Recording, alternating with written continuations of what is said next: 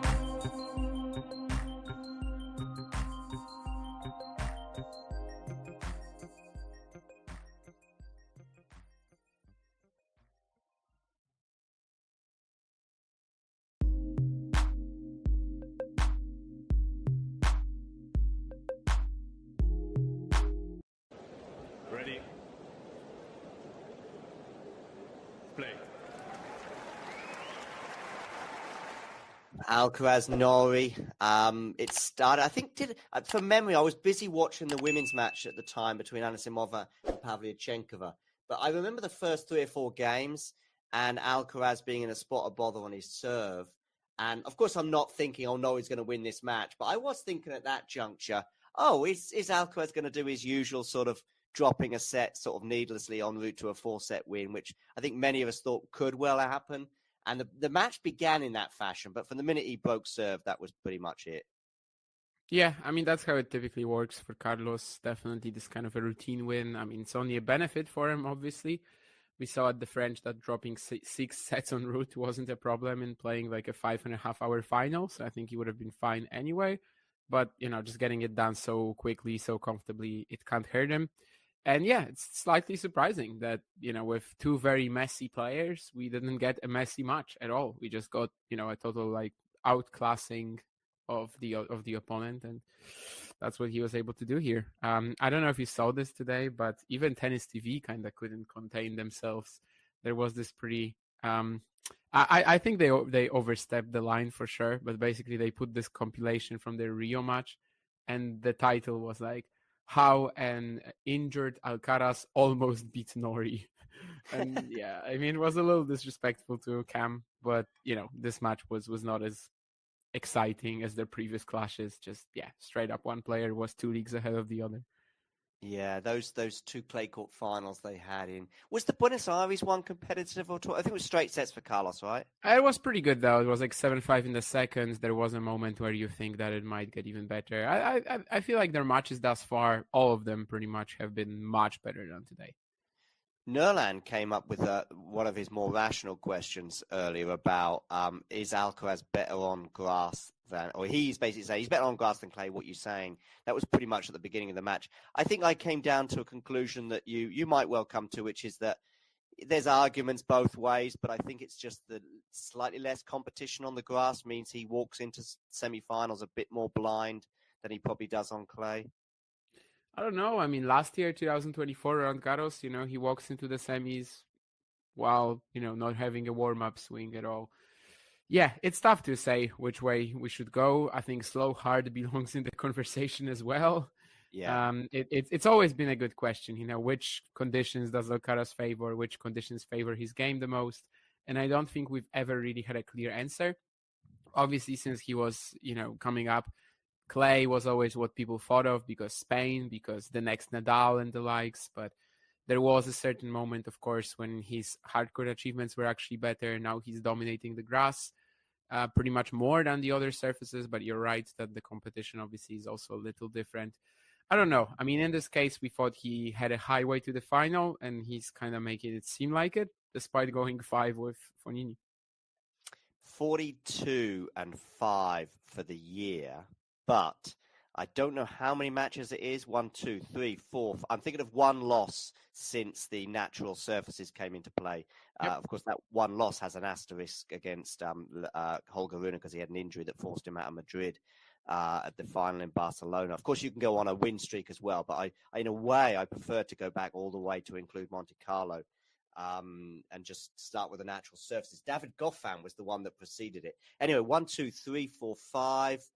Plus 7, of course, in Roland Garros is 12, 13, 14, 15, 16, 17, 18, once you get to Madrid, 19, 20, 21, 22, 23, 24, 25, 26, 27, 28 matches, 1 loss.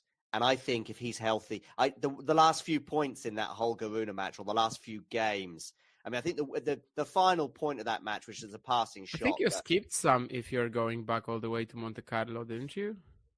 No, I think I've got it. If I've got Monte Carlo will be 5 in Monte Carlo, then 4 in Barcelona?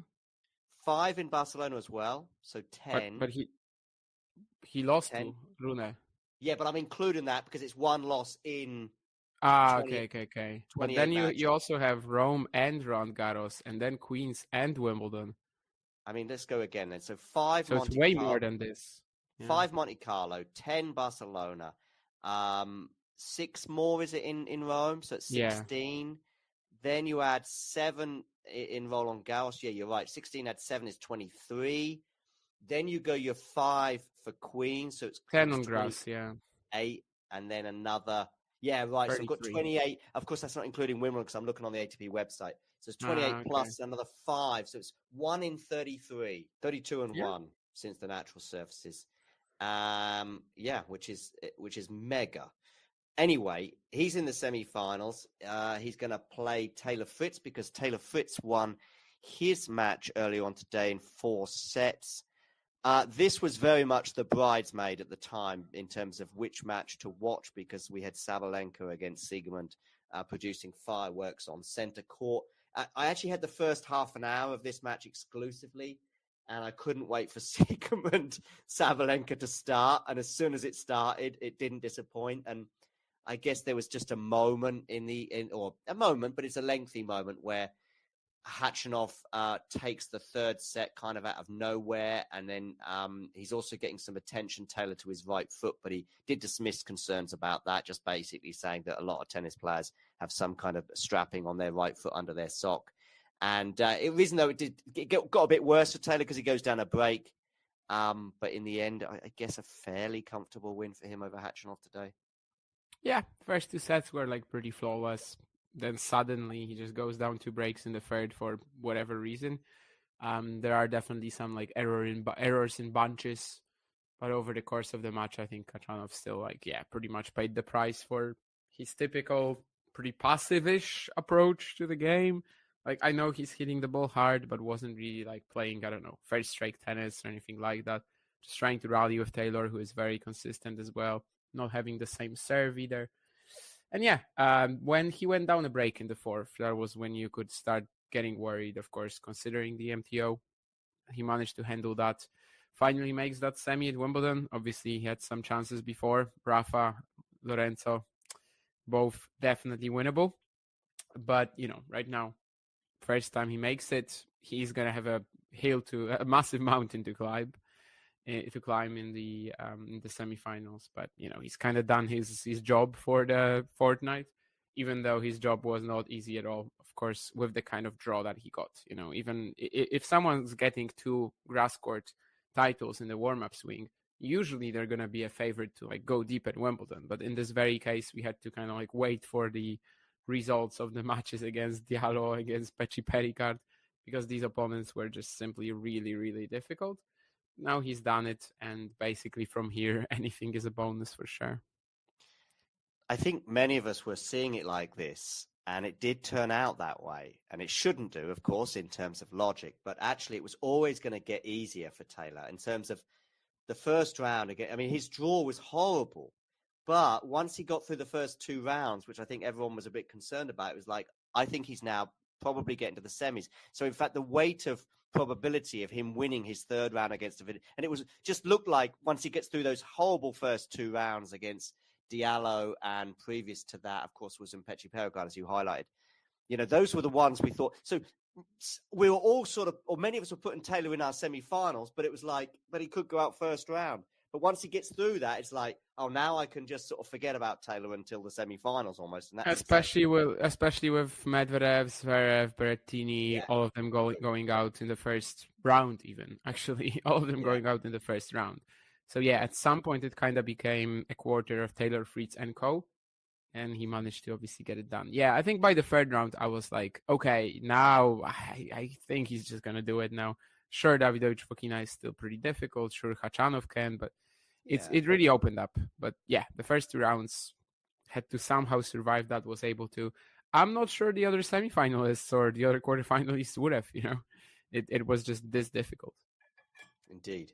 I mean, it's good in a way that we've got this semi-final in terms of some competition for Carlos, in terms of the fact that, Taylor's got incredible pedigree on the surface. You mentioned the previous quarterfinals that he had, and have some regrets about both of those. He also said in his on-court interview at the end of today's quarterfinal that he was just relieved it didn't go 5 because he felt the momentum slipping away from him. And of course, memories of those 5-set losses would have come flooding back.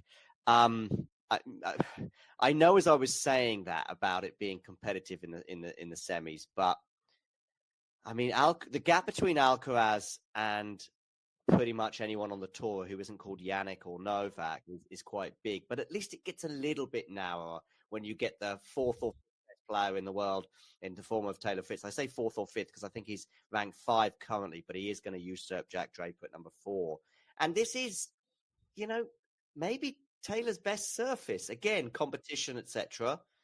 Clearly, it's not clay, and of course, he's been in a hard court slam final. But he's winning tournaments on grass, with some regularity. I think he's up there with Alcaraz, and I think he's maybe got the 3rd most grass court titles in the draw. So he's ahead of Sinner in terms of that. And so it's just Alcaraz and Djokovic. Who's the 2nd player? Might be joint as well. So it might be a joint. I think he's just alone at number 2, isn't he? Oh, is he ahead of Alcaraz then? I mean, Alcaraz has 2 queens and 2 Wimbledon. Yeah, Taylor has 2 queens. Taylor Fritz has how many Eastbournes? 2 or 5. 4 Eastbournes and 1 Stuttgart. Taylor has 50% of his career titles on grass. So I think he's just joints. I mean, he's just 2nd alone behind Novak. Novak having, I think, only 8, but all of them being Wimbledon. No, sorry, 7 Wimbledon plus 1, of course, Queens. One of the Queens, Eastbourne. One of the 2 Alcaraz wins in the past over Taylor came at the Laver Cup. And the other one coming in fairly quick conditions on Miami, hard in 2023, when Carlos obviously made the semis that year, losing to Yannick. But listen. So let me go back to spread some Taylor optimism before we eventually give the ultimate thoughts. If Carlos is a bit leaky, if he's able to drop a set to, who's he dropped sets to? He dropped 2 sets to Fabio Fognini in the first round. He's dropping sets as well elsewhere en route against, refresh my memory in terms of the 2 people he's dropped. Because he's dropped 4 sets in total, hasn't he? Yeah, Jan-Lennard Struff. Jan-Lennard Struff, yeah.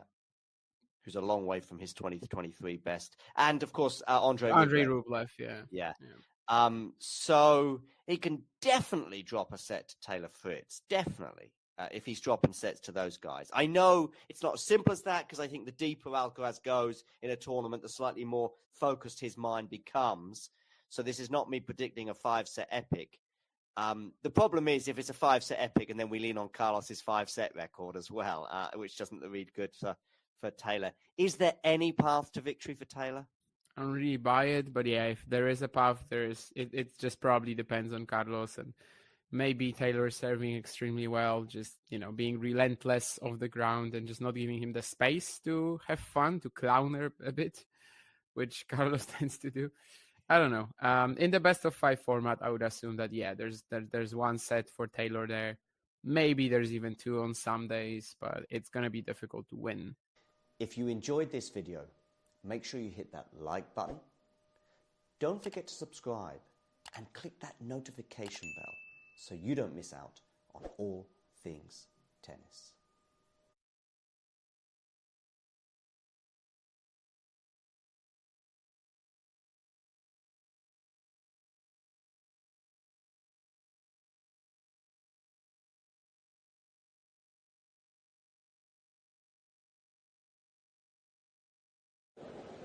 Ready.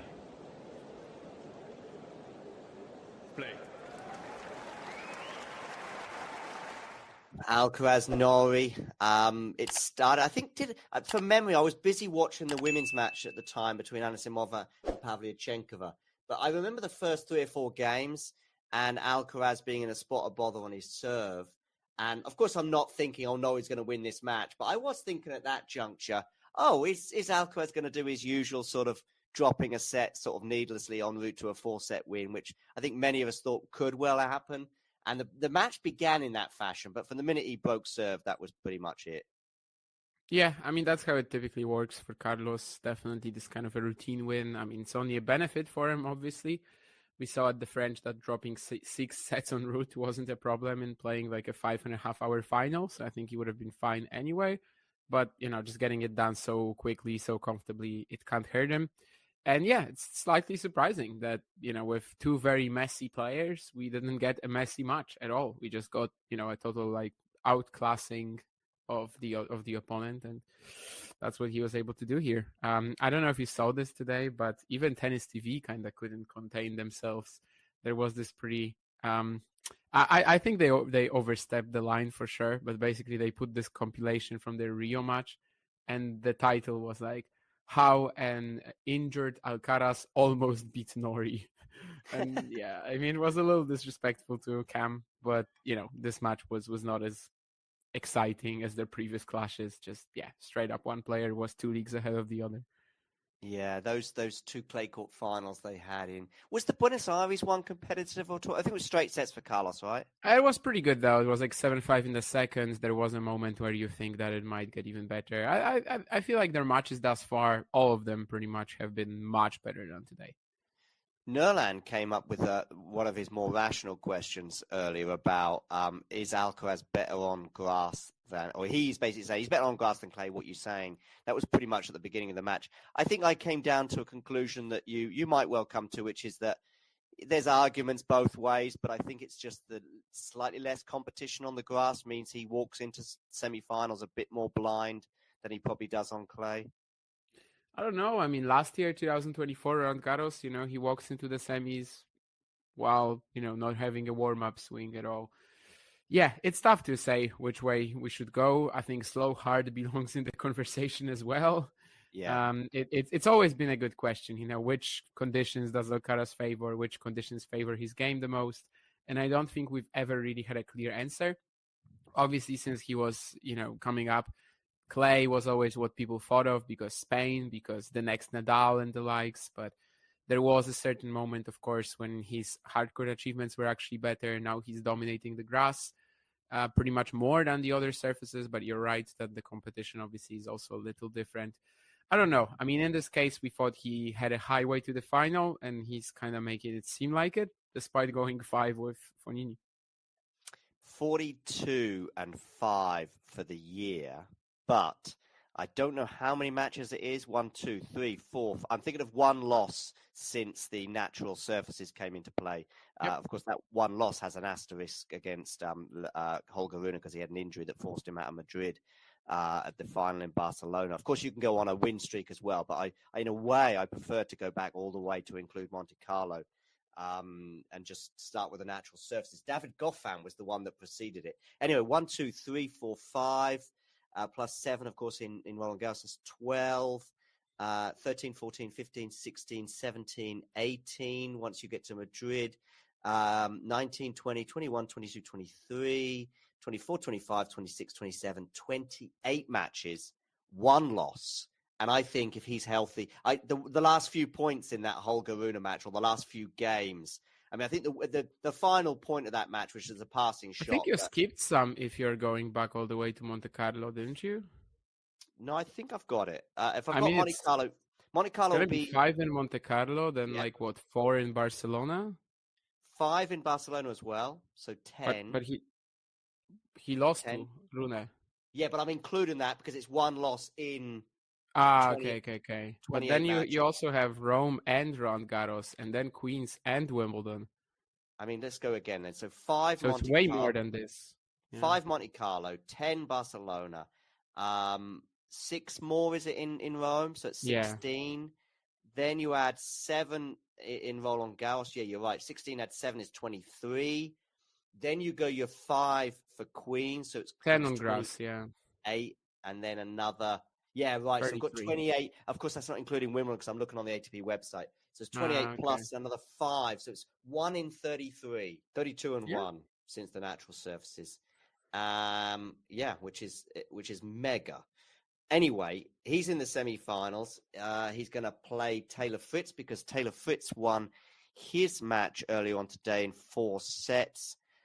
This was very much the bridesmaid at the time in terms of which match to watch because we had Sabalenka against Siegemund producing fireworks on center court. I actually had the first half an hour of this match exclusively, and I couldn't wait for Siegemund Sabalenka to start. And as soon as it started, it didn't disappoint. And I guess there was just a moment but it's a lengthy moment where Khachanov takes the third set kind of out of nowhere, and then he's also getting some attention tailored to his right foot, but he did dismiss concerns about that, just basically saying that a lot of tennis players have some kind of strapping on their right foot under their sock. And reason though it got a bit worse for Taylor because he goes down a break. But in the end, I guess a fairly comfortable win for him over Khachanov today. Yeah, first 2 sets were like pretty flawless. Then suddenly he just goes down 2 breaks in the third for whatever reason. There are definitely some like errors in bunches, but over the course of the match, I think Khachanov still pretty much paid the price for his typical pretty passive-ish approach to the game. Like, I know he's hitting the ball hard, but wasn't really like playing, I don't know, first strike tennis or anything like that. Just trying to rally with Taylor, who is very consistent as well, not having the same serve either. And when he went down a break in the fourth, that was when you could start getting worried, of course, considering the MTO. He managed to handle that. Finally makes that semi at Wimbledon. Obviously, he had some chances before. Rafa, Lorenzo, both definitely winnable. But, right now, first time he makes it, he's going to have a massive mountain to climb in the semifinals. But, he's kind of done his job for the fortnight, even though his job was not easy at all, of course, with the kind of draw that he got. Even if someone's getting 2 grass court titles in the warm-up swing, usually they're going to be a favorite to go deep at Wimbledon. But in this very case, we had to kind of wait for the results of the matches against Diallo, against Pecci Pericard, because these opponents were just simply really, really difficult. Now he's done it, and basically from here, anything is a bonus for sure. I think many of us were seeing it like this, and it did turn out that way. And it shouldn't do, of course, in terms of logic. But actually, it was always going to get easier for Taylor in terms of the first round. Again, I mean, his draw was horrible. But once he got through the first 2 rounds, which I think everyone was a bit concerned about, it was like, I think he's now probably getting to the semis. So, in fact, the weight of probability of him winning his 3rd round against David, and it was just looked like once he gets through those horrible first 2 rounds against Diallo, and previous to that, of course, was Pecci Pericard, as you highlighted. Those were the ones we thought. So we were all sort of, or many of us were putting Taylor in our semi-finals, but it was like, but he could go out first round. But once he gets through that, it's like, oh, now I can just sort of forget about Taylor until the semi-finals almost. And especially with Medvedev, Zverev, Berrettini, all of them going out in the first round. Even actually, all of them going out in the first round. So at some point it kind of became a quarter of Taylor, Fritz, and co. And he managed to obviously get it done. Yeah, I think by the 3rd round, I was like, okay, now I think he's just going to do it now. Sure, Davidovich Fokina is still pretty difficult. Sure, Khachanov can, but it really opened up. But the first 2 rounds had to somehow survive that, was able to. I'm not sure the other semifinalists or the other quarterfinalists would have, It was just this difficult. Indeed. I mean, it's good in a way that we've got this semi-final in terms of some competition for Carlos, in terms of the fact that, Taylor's got incredible pedigree on the surface. You mentioned the previous quarterfinals that he had, and have some regrets about both of those. He also said in his on-court interview at the end of today's quarterfinal that he was just relieved it didn't go 5 because he felt the momentum slipping away from him. And of course, memories of those 5-set losses would have come flooding back.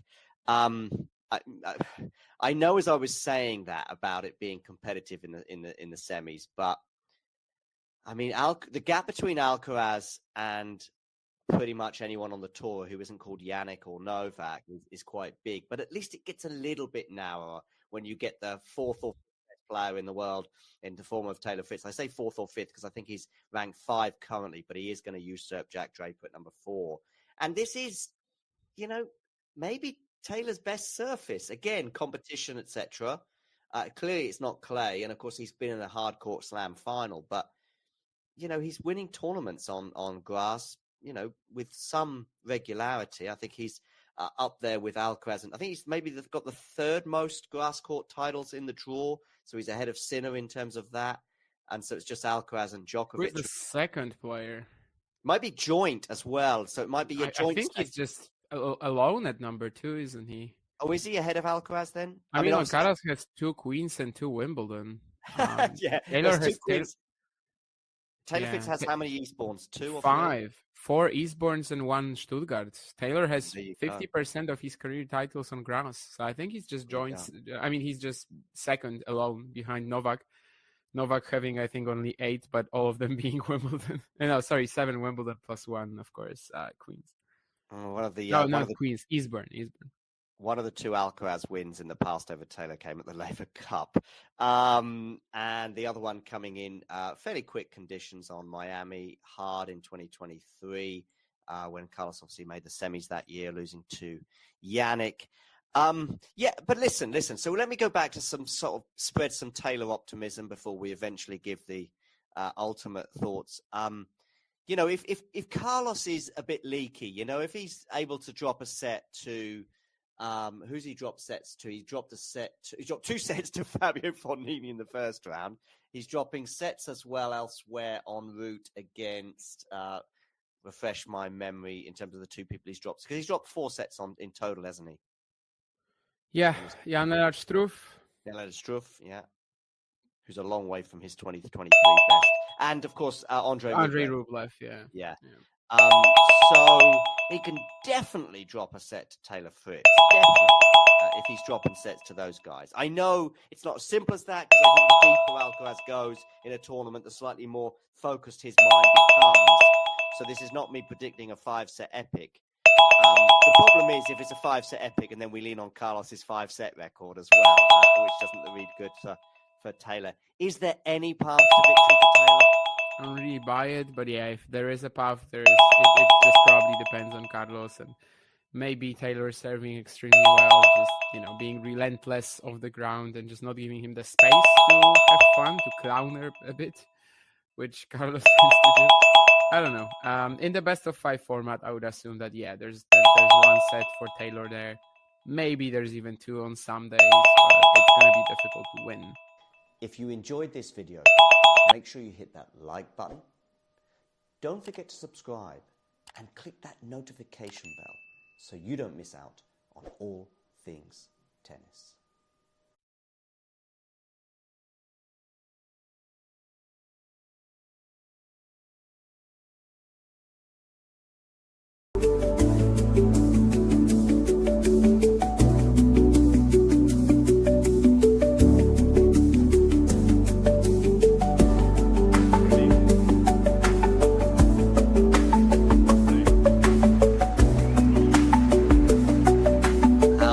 Norrie, it started, I think, from memory, I was busy watching the women's match at the time between Alcaraz but I remember the first 3 or 4 games. My name is and Towson, Alcaraz and being I'm in a a friend spot of the bother show. on his serve.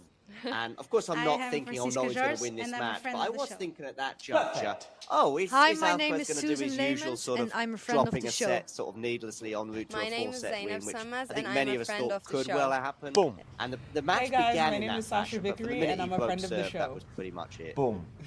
Yeah, I mean, that's how my it name is typically Lloyd works Harris, for and I'm a Carlos. friend of the Definitely show. just kind of a routine win. I mean, it's only a benefit Hi. for him, obviously. My name is Jan We Fourier, saw at the and I'm a French friend that of the dropping show. 6 Boom. sets en route Yes. wasn't a Take problem. one. Playing Well like a done. Hi, 5.5 my name hour is finals, Jasmine I think he would Paolini, have been and fine I'm a anyway. friend of the show. But just getting it done Jasmine, so you quickly, so in one comfortably, it can't hurt him. Ready? And yeah, it's slightly surprising that with 2 very messy players, he didn't get a messy match at all. He just got a total outclassing of the opponent, and that's what he was able to do here. I don't know if you saw this today, but even Tennis TV kind of couldn't contain themselves. There was this pretty. I think they overstepped the line for sure, but basically they put this compilation from the real match. I can hear Damien in the background. Yeah, why is Damien and John speaking? Yeah, it's recorded, and is that stopped yet? Okay, that's stopped. And at the moment, I'm being eaten by Alcaraz, and Basil's been eaten by Taylor Fritz with the background images. Yeah, I can see them now. Obviously, welcome everyone to this Talking Tennis stream for the live watch along with Taylor Fritz and Carlos Alcaraz semifinals of Wimbledon.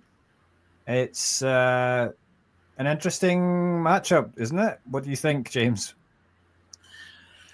Certainly could be an interesting matchup. If you're ever going to try and find a surface in which Taylor Fritz could stand the best chance to at least make it competitive against Carlos Alcaraz, you would certainly say a grass court, maybe even Wimbledon would be that place. It's one of those ones where we're wondering, certainly what type of Alcaraz will show up in terms of how long will we have like peak Alcaraz showing for us, and will we get any of those what seems to be quite regular Alcaraz dips, which allows his opponents back into games for them.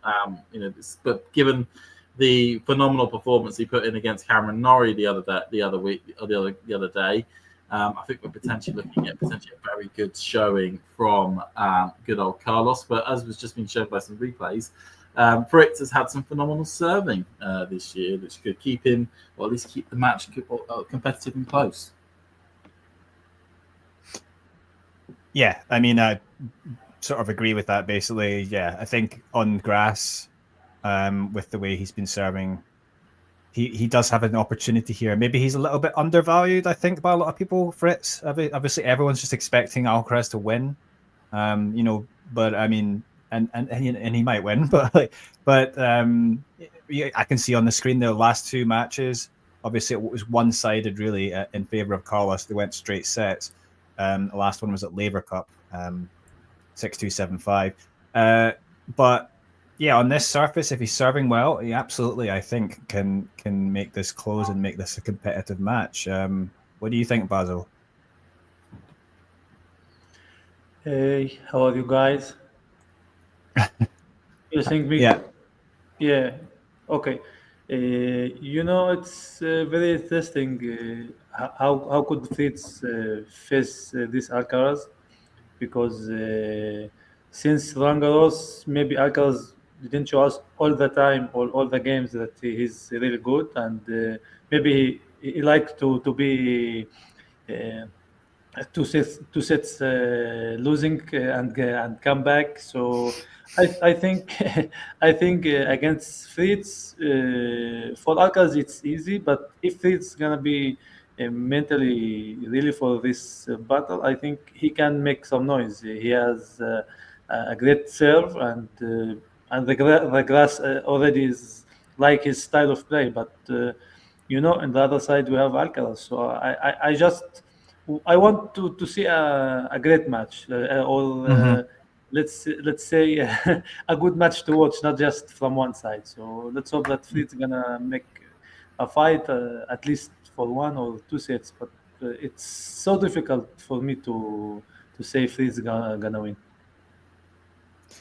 Yeah, there's interesting stats there showing that in the tournament so far, the number of winners to unforced errors, the ratio is actually much better for Fritz so far in this tournament. But in the end, it's only going to matter this match, how this match goes. But I think, with Carlos, it's interesting because he still has had those dips. He's shown them even in this tournament, but his results on grass have been, he's only lost 3 matches ever on grass now, and obviously he's won Wimbledon twice. So yeah, this is arguably his best surface as well, which is remarkable, really. It is nuts to think that in the last 3 years he's only lost 1 match on grass, just 1. Right. And I know it's a surface which is scarce in terms of its usage on the calendar. We know that Carlos only really plays Queens as a warm-up event before Wimbledon, but for that one loss to occur only at Queens last year to Jack Draper, but every other time he's gone to a grass court in the year 23, 24, and 25, he has not lost that match. It's still mad to say. I do have a new Twitter handle, yes. And I've just seen the first point there, which Carlos won with a drop shot. Where are you? Am I ahead of you? You are ahead. I just have the drop shot now. Okay. It's 15-0 on me. Oh. God, you two. Wow, really Basil's right in front. Okay, I've just got to 15-0 now. That's 15-0. Yeah. Okay. So I will not say anything about the points before you guys to let you know what's happening. I was going to say maybe I'll pause my stream for James, but you're even ahead of me, so it's not going to help much. Okay. Guys, did you mention that Alcaraz in Roland Garros had easy match against Tommy Ball, and he has an easy match against Norrie. And maybe this one, it's maybe somehow like the match against Musetti. Maybe we're gonna see Fritz in the first set, and then we will see only Alcaraz on the court. I mean, I don't necessarily think you can probably compare the Musetti match to this match. Although he's playing. Alcaraz is playing a player who was very comfortable on the surface. We know that Alcaraz's level wasn't great at the start of that match. Musetti was redlining, and there was a roof up. The roof was on in the match in Roland Garros, which made the conditions really hard for Alcaraz really to sort of shine in. He prefers those hot, heavy, or of all those hot conditions in which the ball can be quite lively. Whereas he'll get that today. He won't get that. He didn't necessarily get that in that semi-final. This is not a good start point, here guys. for... Interesting point. I will give you an update, but will not say the results. Well, I've currently got 40-15. 40-15. We just won the 40-15 point. Yeah, the serve obviously absolutely key for Fritz. I mean, what does that mean? What does the expression from Basel mean? You will see how the point was finished. Oh, it's not. I know. I see it. Well, it's a bit fortunate. For Carlos Alcaraz. It's he made a really good serve, but Alcaraz returned it, and then the net. Serve quality, Fritz, Djokovic. Fritz the first. I've just seen the points. And they just show the serve quality. Fritz is the first one between the four in the semi. And so Fritz and Djokovic, the two best there with their serve quality, and they're both considered underdogs in these semi-finals. So, does someone expecting Fritz Djokovic in the final, guys? Unless you're a massive Fritz and a Djokovic. Probably. The people that will be expecting that. I think we're all. I say we're all. I mean, it's generalizations to the topic. I mean, there's a chance that Djokovic could get to that final. This would be the best chance he has to get to that final. But I think we're all kind of maybe expecting we're going to have the rematch of the French Open final. Mm-hmm. And in a way, to continue the momentum from that final that we had literally last month. We kind of do want to see, see that sort of second act, second time they play each other in a huge final. Yeah, it's. I mean, Djokovic. Obviously, we saw the stats there earlier. He's serving very well, and I think that's going to be why he's maybe got a chance to beat Sinner. And obviously on grass, I think.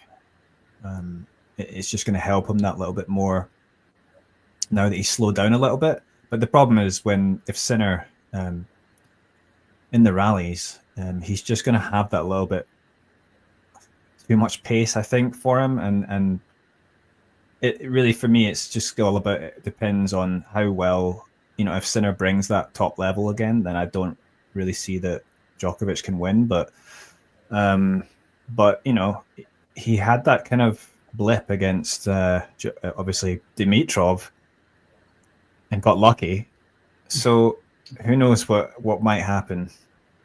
He did get incredibly lucky in that match. It looked all the while like Dimitrov was going to get the huge win and cause the biggest upset of the championships. But I still do really feel really sorry for Dimi for what happened in that one. Yeah, that's just tough. I mean, tennis is brutal sometimes, but and some people would say, that he got if Sinner goes on to win the tournament, that's like such a huge moment, to win, if he was to go on and win his first Wimbledon title under those circumstances. Oh. Sorry, guys.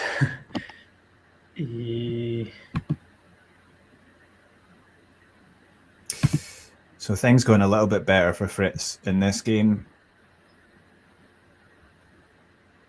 but still got to get his first game on the board.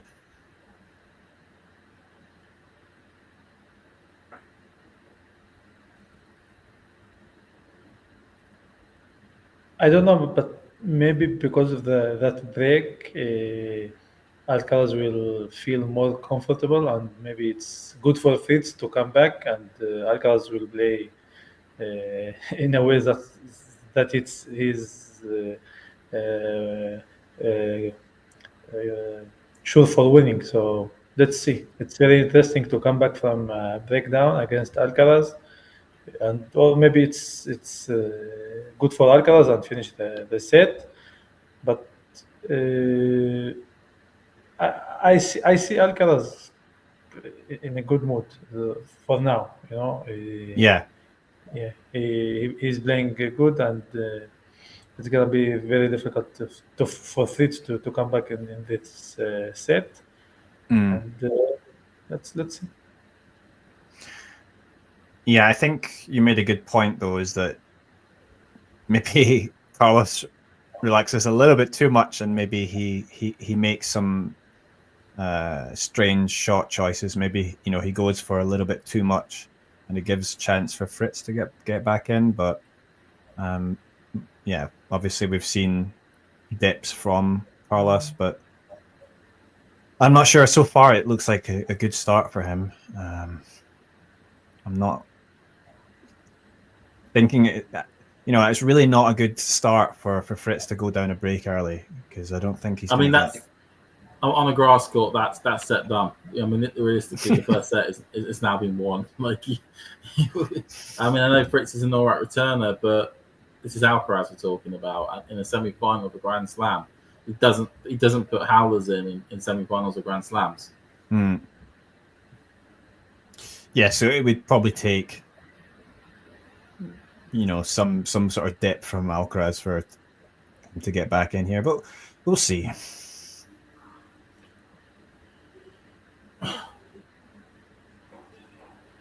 I think John believes is that less interesting as two semis. Probably, yeah. I mean, just because I think there was a clear favourite in this one.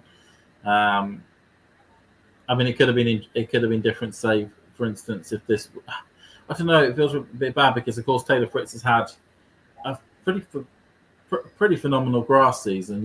Winning Stuttgart, beating Zverev in the final there. Okay, but round one lost the move.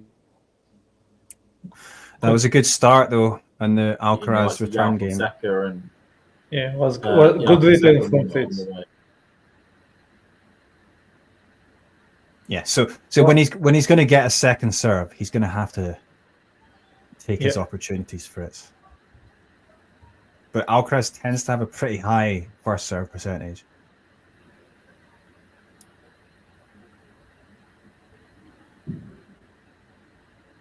Mm-hmm. Yeah, the serve is making the job here. Why does Alcaraz not shaving? He's looking. Maybe it's like 28 years old, not 20.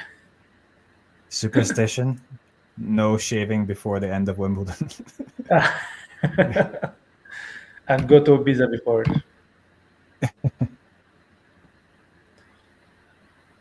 No, I was not. I hope to be maybe next year or next 2 years, but I was not in Wimbledon. Maybe you're gonna invite me, John.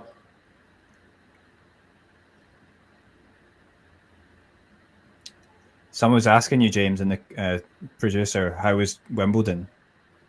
It was really good. Yes, I mean it was really hot. I mean, I was quite fortunate. I was on court one, watching the doubles there, and Hewitt and Reed in the wheelchairs.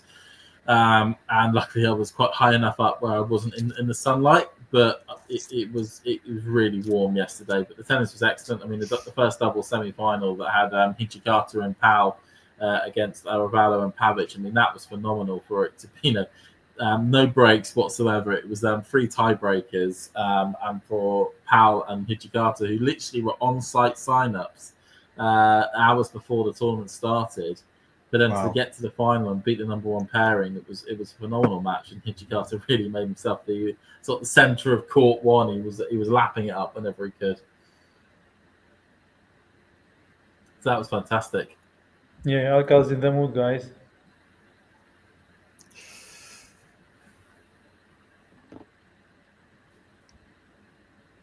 Yeah. Very relaxed. I mean, that's how he looks.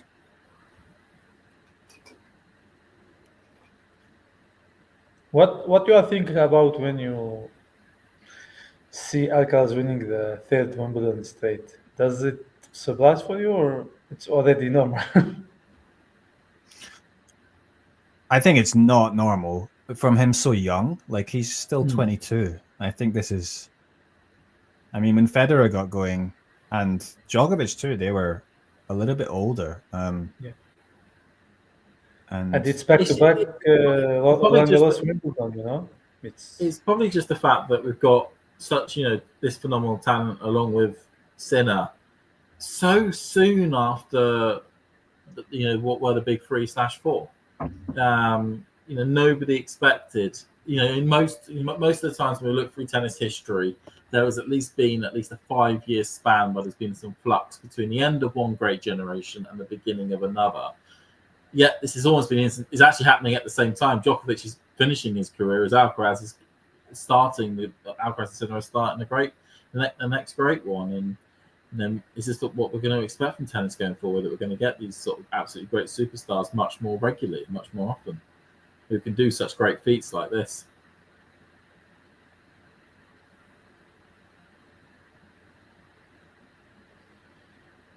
Mm-hmm. You think it's more than 10 Grand Slam, guys? I think for sure. Yeah, for sure.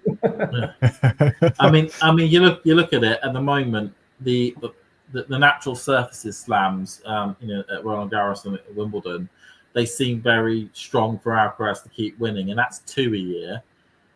Add on maybe his ability to maybe nick one of the hard court slams every now and then, and he could get to 10. What, by 2027? Yeah, and I don't see anyone coming through yet. I mean, people talk about guys like, Fonseca and or Menchik and some of these guys, but for me, they don't seem like as complete as Alcaraz and Sinner yet. I mean, I don't really see Fonseca as being as good an athlete as they are at the moment, but maybe he's got bigger game in some ways, but it's going to be a while.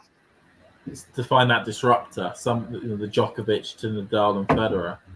I mean, I would say I'd say the best chance in the next 18 months to 2 years is probably Jack Draper to disrupt, but a lot of that depends on his ability to go a bit more deeper at Grand Slams. But as you say, after that 2 years plus, then seeing if a Fonseca or a Menchik can do it, or if there is but of course there could be a 13, 14-year-old kid that we have no idea about right now. As Alcaraz has got something in his eye. There could be a 13, 14-year-old kid right now that we have no idea about, that nobody has any idea about, but is currently, absolutely becoming an absolute superstar at the junior game. Yeah. Who could end up eventually joining, those two at the top of the men's game. Jack Draper, guys. I don't know why it's something to laugh about. I mean, he's fourth or fifth. He's had a rocketing year and has beaten Alcaraz this year already. Yeah, guys, when you look at the players right now, you just think Sinner and Alcaraz will be semi-final and final in the Grand Slam, and just to think about someone else, it's not realistic. Djokovic for sure because he have all the weapons, and but he's only in 2 3 years will not be playing. So as you say, Fonseca and Menchi, you see maybe, but it's not the guys that you really see that they are going to maybe for some tournament will go forward and to win it, but it's not your prediction for someone if Alcaraz and Sinner is playing. Hmm. It looks like The only problem does it. I think it was either a midgie or a flying ant that's flown into his eye. Oh. Well, I mean, I hope it doesn't like cause any other problems, like because that would be like his eye swells up or something. Just that we want to see that, but like, Bill Hackman might win one before the Jack Draper. I'm not saying he will win one. I'm just saying that if you look at the men's tour right now, in the short term, who's the best possible chance there is to actually disrupt Sinner and Alcaraz, and it is Jack. I mean, does anyone disagree with that in terms of outside of Djokovic? We'll have to wait and see. I mean, he might need a bit of luck. Like I said, this isn't a question about is he going to win one, but who is the best chance to? Who do you think is the best chance to disrupt Alcaraz and Sinner right now?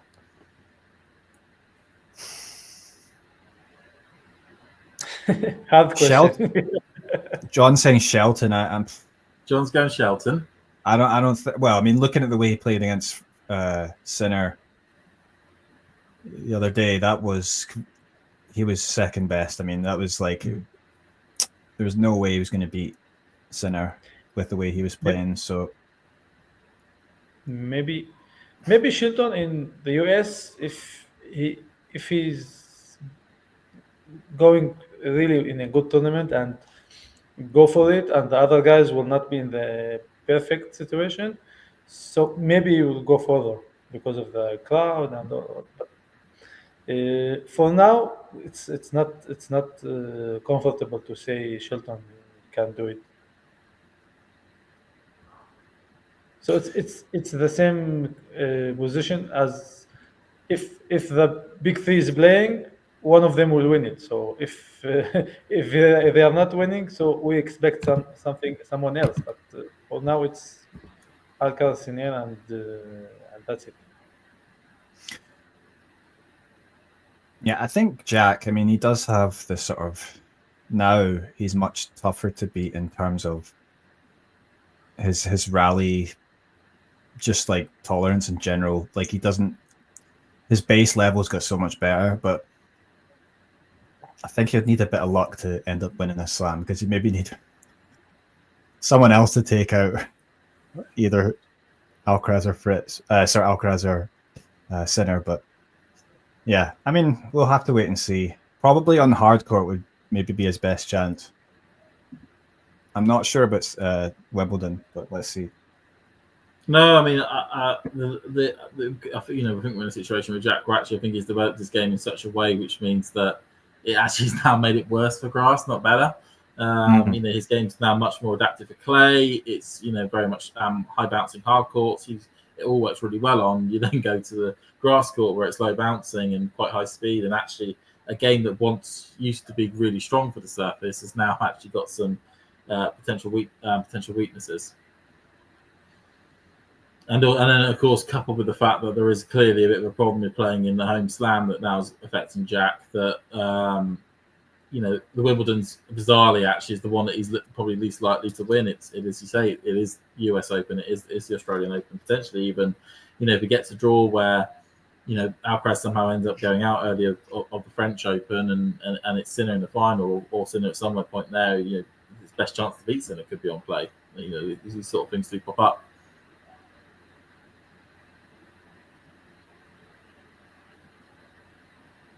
Yeah, at this moment in time, I guess you'd have to probably say Draper, yeah, but And like I said, I'm not saying he's going to win a slam. I'm just saying who is the best chance to disrupt Sinner and Alcaraz of the current crop of young players across the year. Yes, you're saying, maybe Shelton at Wimbledon or maybe Shelton at the US Open, but at the majority of the slams, you would then point towards Jack as the best option to try and do that in the next 18 months. Now, of course, beginning of the 2027 season, Fonseca could have sorted out his defensive game, his ability to grind. He could then become that main disruptor or potential disruptor to these two. Or, like I said, there could be some wonder kid that comes through that we know nothing about, but at the beginning of 27, is actually proving himself to be one of the best players, if not the best player on the earth. Yeah, we mentioned before Fonseca, but he's also only 18 still, right? So he's still got a lot of development to go through, and maybe he gets to a level that can really challenge, Sinner and Alcaraz, but it's going to take time. So at the moment, it's hard to see past just Alcaraz and Sinner, dominating for a while, especially, Sinner on the hard courts and then Alcaraz, elsewhere. But does that make things boring, though? I think it depends on for how long it goes on for. If we, at the moment, it's really exciting because they're meeting in big finals, and it's and they're raising each other's level. I have to say that probably was the best French Open final on the men's side I've ever watched, and probably has ever been played since certainly the 90s. Between those two, it's as we say, if it continues and we constantly keep on just getting those two in the final, people will get fatigued and they will want something new, and at that stage we'll be then looking for that next player to that Djokovic model to break in. It was a bit weird for Djokovic because actually he kind of broke through maybe a little bit too early for people because they were still enjoying the Federer and Nadal rivalry, and there really wasn't that look for that breakthrough, that breakthrough disruptor, but he ended up becoming that breakthrough disruptor. Okay, guys, about Fonseca, I think the Brazilian crowd will, in some moment, will be a bad thing for him because all the time he has the pressure, many crowds, many people from Brazil coming to the stadium, so he will just feel okay. Many people expecting from me to do something to win today or to win the tournament.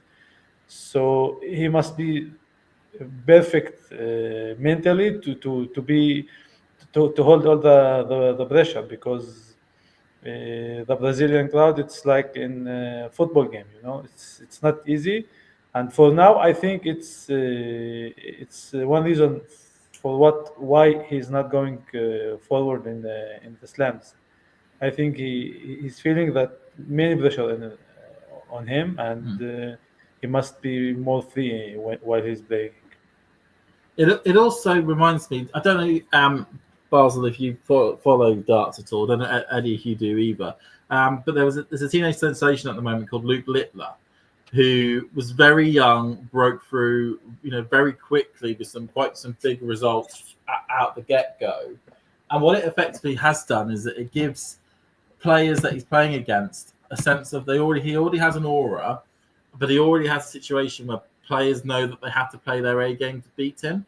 And I think for Fonseca, something's happened where he hasn't, he's not as though he's getting he's playing all these tournaments. He's been able to play players who are coming with their C game or their B game, and he's able to beat them playing those ones. Every single player who is playing Fonseca at the moment is bringing their A or their A+ game to try and make sure they beat him because they know how good he is.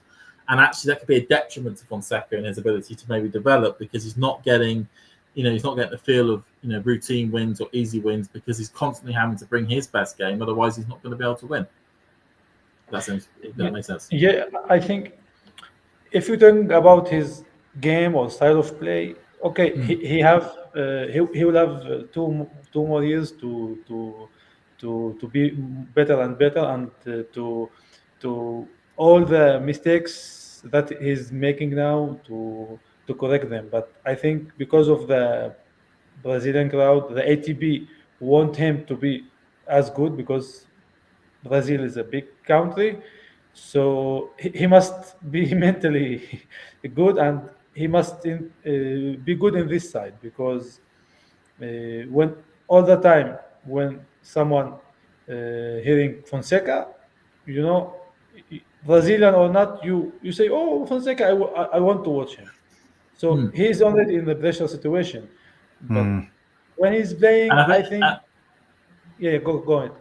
I say, and as well, when you say about the Brazilian crowds that are coming to his matches, it also means he's getting artificially inflated court assignments. So where usually he would maybe end up maybe on like the third or the fourth largest court, he's automatically getting put on the first or the second one because from a security perspective, it's the only way they can handle the crowds that want to watch him, and that also creates that artificial pressure from that.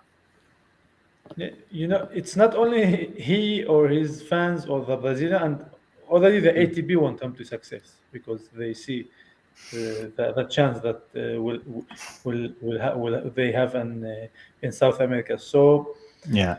I just hope to see him in good ranking, let's say points, because he need to be more and more in the big tournaments to have more confidence in his playing and just be ready for all the pressure. And it's not easy for 18 or 19 years old player.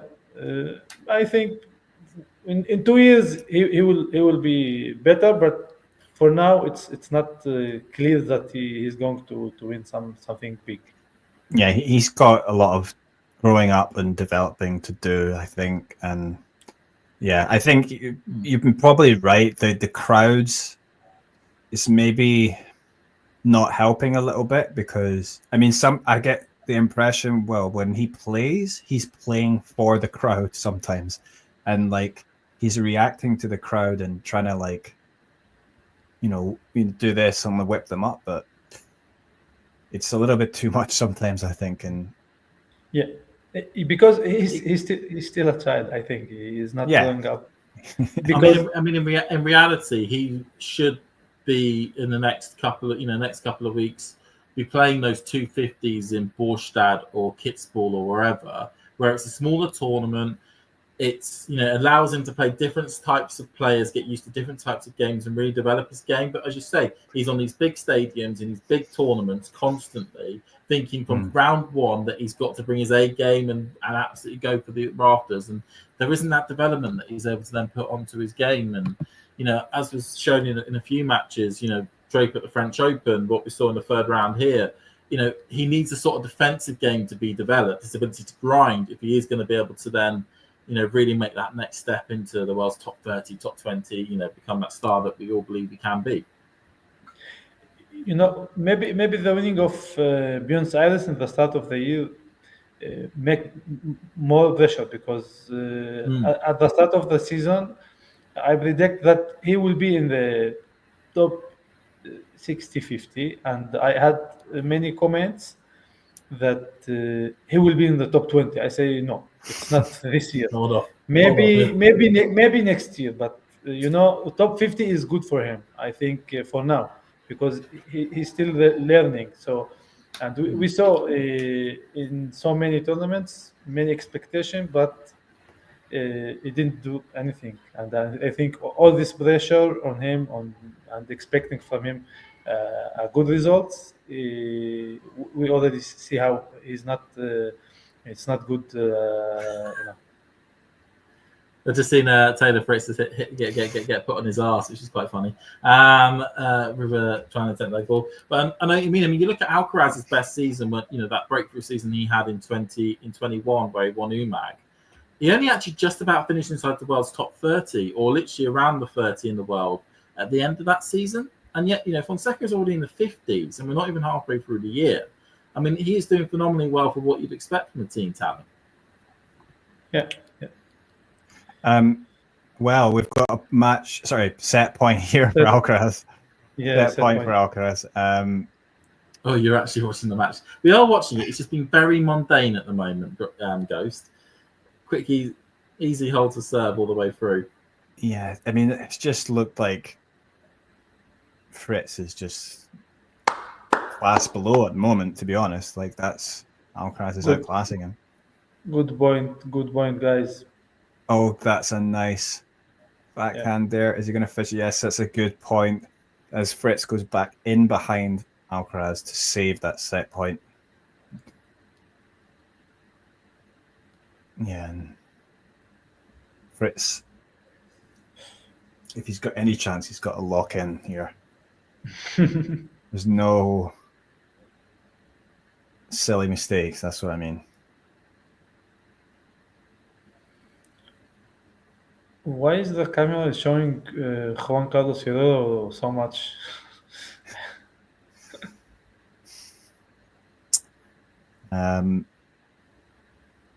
Yeah, Fritz save it, guys. Good one, Good for him to be ready for the next maybe set because Alcaraz will set for it. Maybe Jim Courier predicted Fritz to win the matchup because he's American, so he's biased. So I must admit, I respect. I really do like Jim Courier as a commentator, and usually gets a lot right. I don't know where he's come up with that suggestion. You're like, I mean, the thing is with tennis is it happens, every now and then we do just get, surprises. I mean, so yeah, I mean, I say that, we watch, British, TV, and you always get a few commentators on there that say, oh yeah, we'll back the Brits, and I'll say that, Brit will win over, a superstar of the game. Maybe if Jim was making that commentary on ESPN or Challenge Channel or whatnot, then he's maybe just trying to play to a home audience. Go, yeah, of course Fritz can win. Just the thing to G up the audience that it isn't just going to be a drubbing because nobody's going to stay for a drubbing.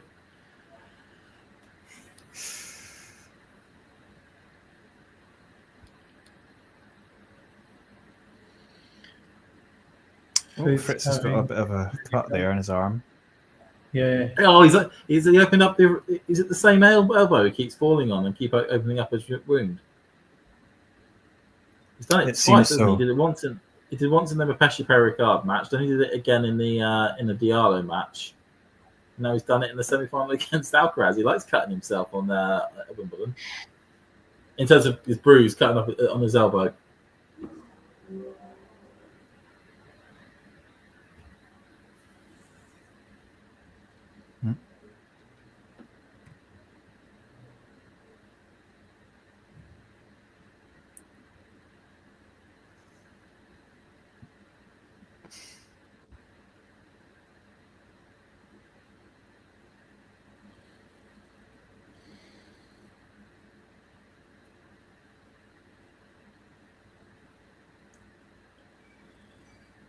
It's very interesting. I think Jim does get a pass on that one. It isn't a constant lot. Sorry about that, Baz. What was that? What did you say? You were saying something. It's really interesting how Alcaraz serve is really good. At the start of the season, I could not imagine it, but he surprised me. He's really good. Right. He serves amazing. Yeah. Like the last one, it was 137 miles per hour before. Not only the speed and the placement, Yeah. Not only the speed is really, really good. Consistent. Yeah.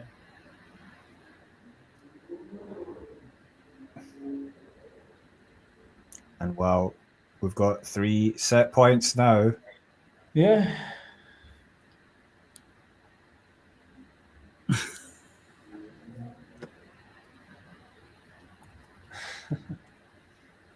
Wow, it's just checking the weather condition. 31 Celsius there. Are you in Scotland at the moment, Eddie? No, I'm in. No, I'm in South Korea. You're in South Korea. I'm in about to say Seoul. Scotland's going to have its first 30-degree day of the year today.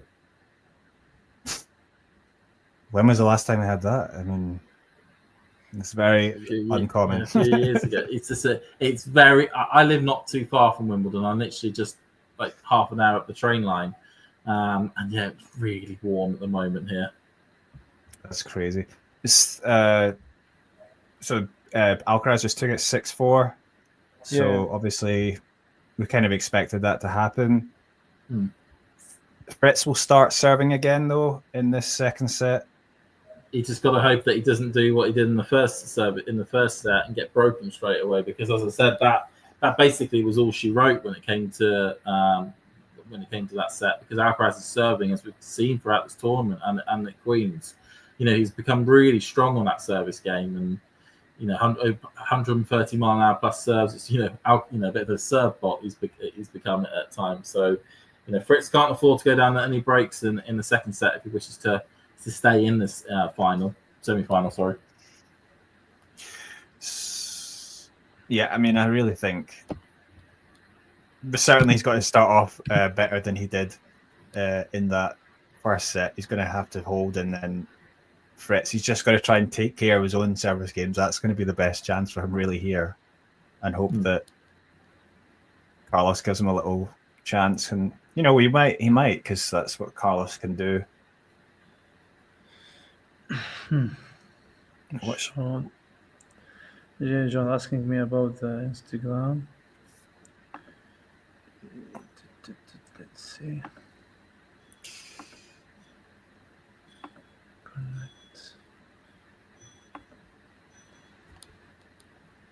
John, I will send it by the WhatsApp, and you will write it here. Yeah, guys, what was your prediction before the tournament? In terms of who's going to win it, yeah, I was out. I think I was out. Definitely Alcaraz to win the tournament. I think I might have picked Sinner, but I think I did. I stopped checking my bracket because it was absolutely horrible after the first round. yeah. Oh my god! I mean, they absolutely can't. My brackets, bizarrely, actually, I did predict a Fritz Alcaraz semi-final at the bottom half, but bloody hell, my top half got wrecked. I had a bizarre thing where I kind of thought that Lorenzo Mazzetti would have recovered in time from his injuries. He didn't, and I didn't expect Draper to lose. Didn't expect Draper to lose to Cilic. And that, as such, my top half completely collapsed. Yeah, I predict as a upset Zverev, but I was not expecting since the first round. But it was my upset. Yeah, he lost first. Yeah, I just don't think Zverev is ever gonna do it at Wimbledon, because I think he's not going to do it anywhere. Yeah, right. Probably not. Yeah, his chance is probably gone.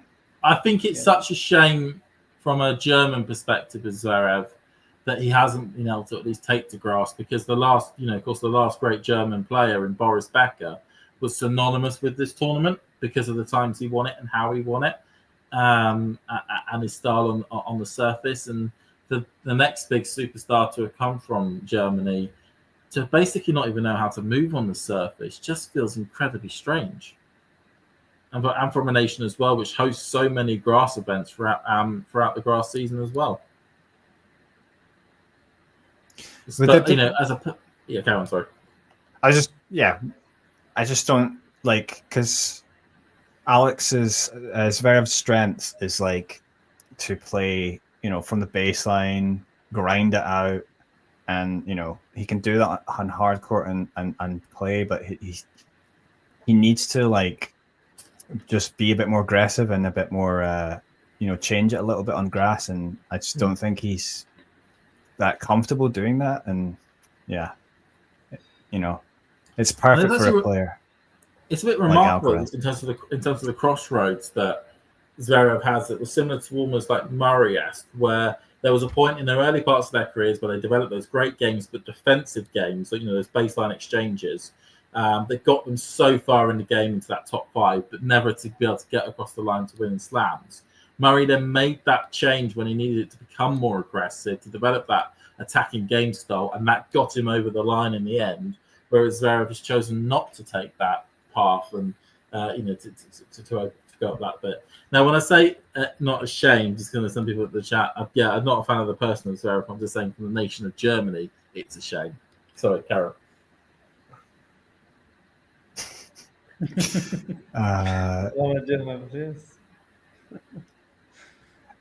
Well, for Fritz, he is ahead in this game. 1-love, but maybe not for long. For the first time he's been ahead in the game.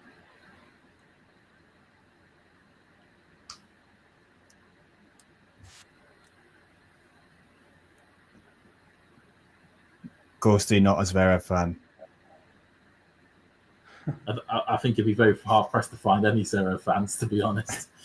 He's managed to way, okay, you got the allegations, but barring that, he's just not a very pleasant person. Yeah.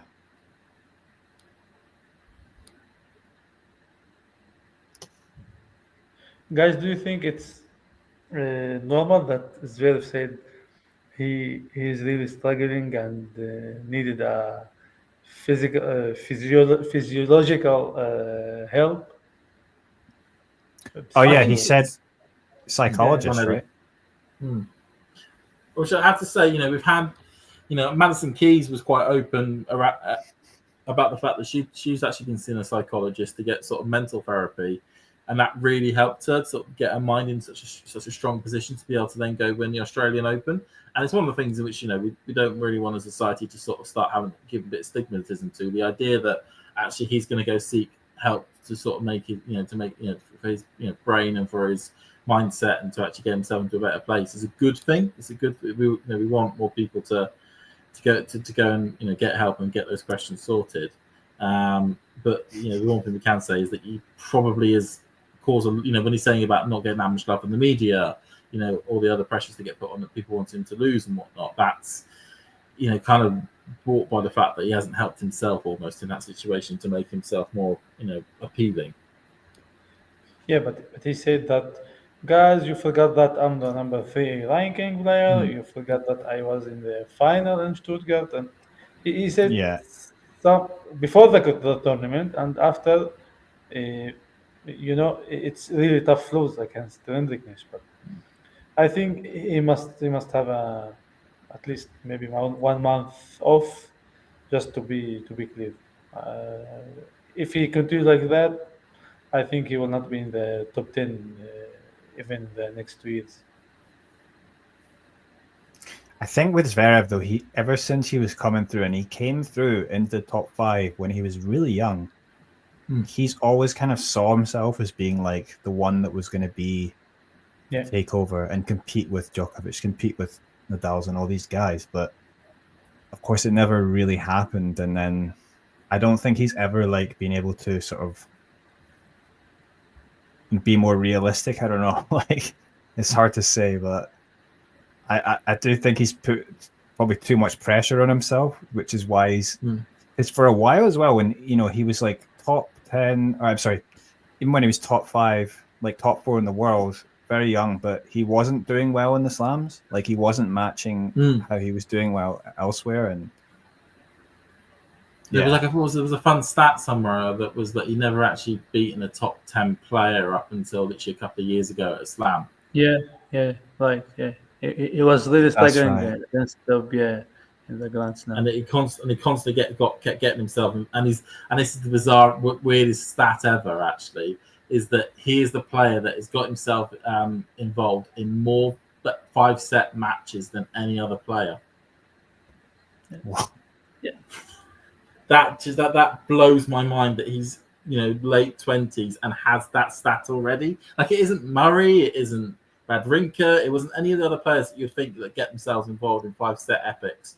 He gets himself in 5-set matches more often than any other player. But it's probably a lot of them, players that he shouldn't be having 5-set matches against, right? He should be beating them in straights, and yet he's going, 5 hours plus at the second round at the US Open against somebody ranked 75 in the world. And the must, for me at least, ridiculous thing that is not trying to change anything. He's not making any slices. He didn't go to the net. I think when something wrong with your style of play, or when you are losing for such or some players, you need to change something. He's not doing that. He just think that he has a good serve, but it's not good enough. And for me, it's really bad decisions for him or from his team.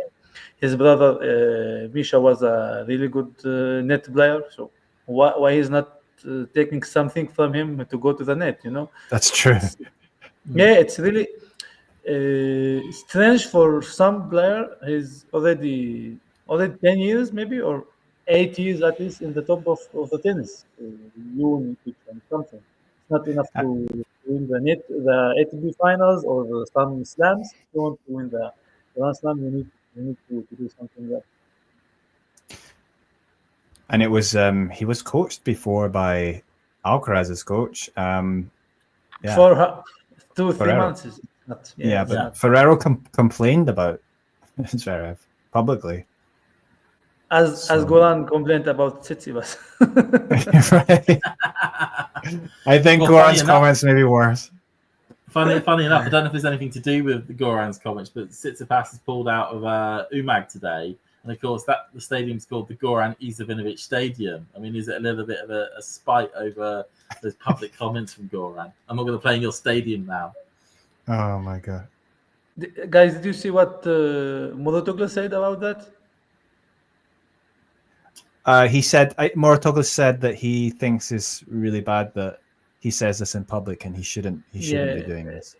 He thinks that Goran want to say that it's not him, it's Tsitsipas.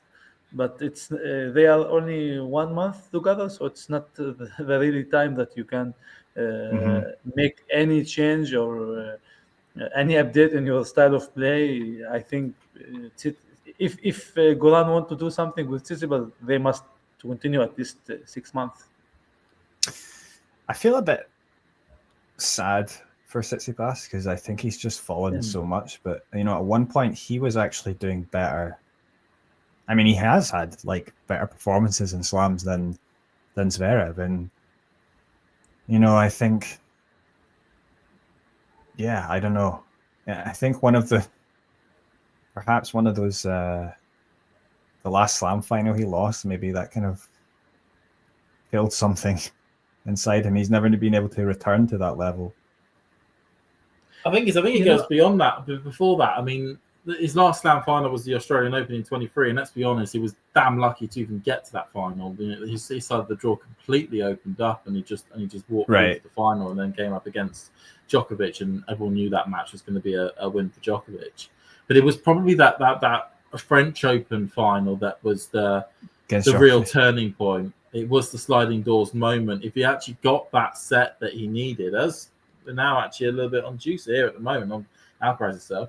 If he actually got that final set, being 2 sets to love up, if he got that final set, won the French Open, who knows what would have happened? But it didn't, and he actually lost the 2-set lead. And mentally, that is, soul destroying, really, to be in that position. Guys, at least Tsitsipas, for me, he tried a new racket in Dubai, and he won it. And suddenly, when they came back to the clay court, he came back. He back to the Wilson. So I was really feeling good about this change. But why you go back to the racket that you feel comfortable? It's okay, but you're already 2 or 3 years is not going. You're not doing good. So keep going with the new racket at least for half year, and let's see after that, because even though with the racket, the new one or the last one, you didn't make any changes. Just one Dubai, and it was such a mad situation as well. As you say, he had the blacked out Babolat racket, during that Middle Eastern swing, played some of the best tennis I think I've ever seen him play in that Dubai tournament. Really looked like, oh, hang on a minute, maybe he is back, but then gets a little bit spooked going onto a new surface that he wants a bit more control or whatever it was. So he goes back to his Wilson, and it just shows a complete lack of growth mindset. It's a closed mindset approach that, you're on this new journey with this new racket. You're getting better results on a hard court. Now you need to be able to use it really well on your favorite surface. And no, actually, I don't want to. I get scared. I get spooked. I actually go back to the old one, and hey presto, I lose all those ranking points that I picked up in the last place swing. Ghost. Yeah, it's not the racket. I agree. It's not the racket. It's all mental, or he need to change something. But all the Medvedev, Zverev, and Tsitsipas story is really disgusting for me. Yeah, it's the sad 90s generation. I had a reel in the Instagram about it in my channel. It's in Arabic, and I had so much comments about it. It's if you look on their situations, Rublev didn't make the semifinals in the Grand Slam. Tsitsipas has lost 2 finals. Zverev already. Medvedev just won the U.S. Open, and that's it. Maybe he's only the one that we can expect something from him, but in the last maybe 1.5 year, no. Medvedev, sorry for me. I'm really sorry for him, but he's not good enough. Casper Ruud, I don't think anyone of us expecting from him something special. So maybe it was our. I like Casper, so I was like, oh, never mind Casper. Yeah, but it is mad that we expect something, but it's our fault to expect something from them. It is just mad though to think that an entire generation, decades worth of players born within the same, 10 years span, there's only ever been 2 Grand Slam winners. Just utterly mad. Yeah. What do we think about Holger Rune? Does he have any more potential to get up to top 5 again and be a slam contender? After what did he say after the lose to Jari? I already lost the confidence of him. You lost the confidence. Yeah, because we know that you almost in every tournament that you are not playing good, you have something wrong with your leg, with your calf. I don't know, but he's still a little boy. He didn't grow up. Little boy. And he's selling a lot of stuff on his website now. Oh, the website got banned in it or something because it's not his website got banned. Because he was selling like rackets and whatnot, and actually his racket manufacturers are going, hang on a minute, this isn't the reason why we give you the rackets, is to start selling them. I think we're going to have to stop this. We have to stop giving you rackets here, Olga. He was selling the broken rackets for like $7,000 or something. But crazy. he said that I have gifts for you, and you are selling costs 6,000. It was strange, yeah.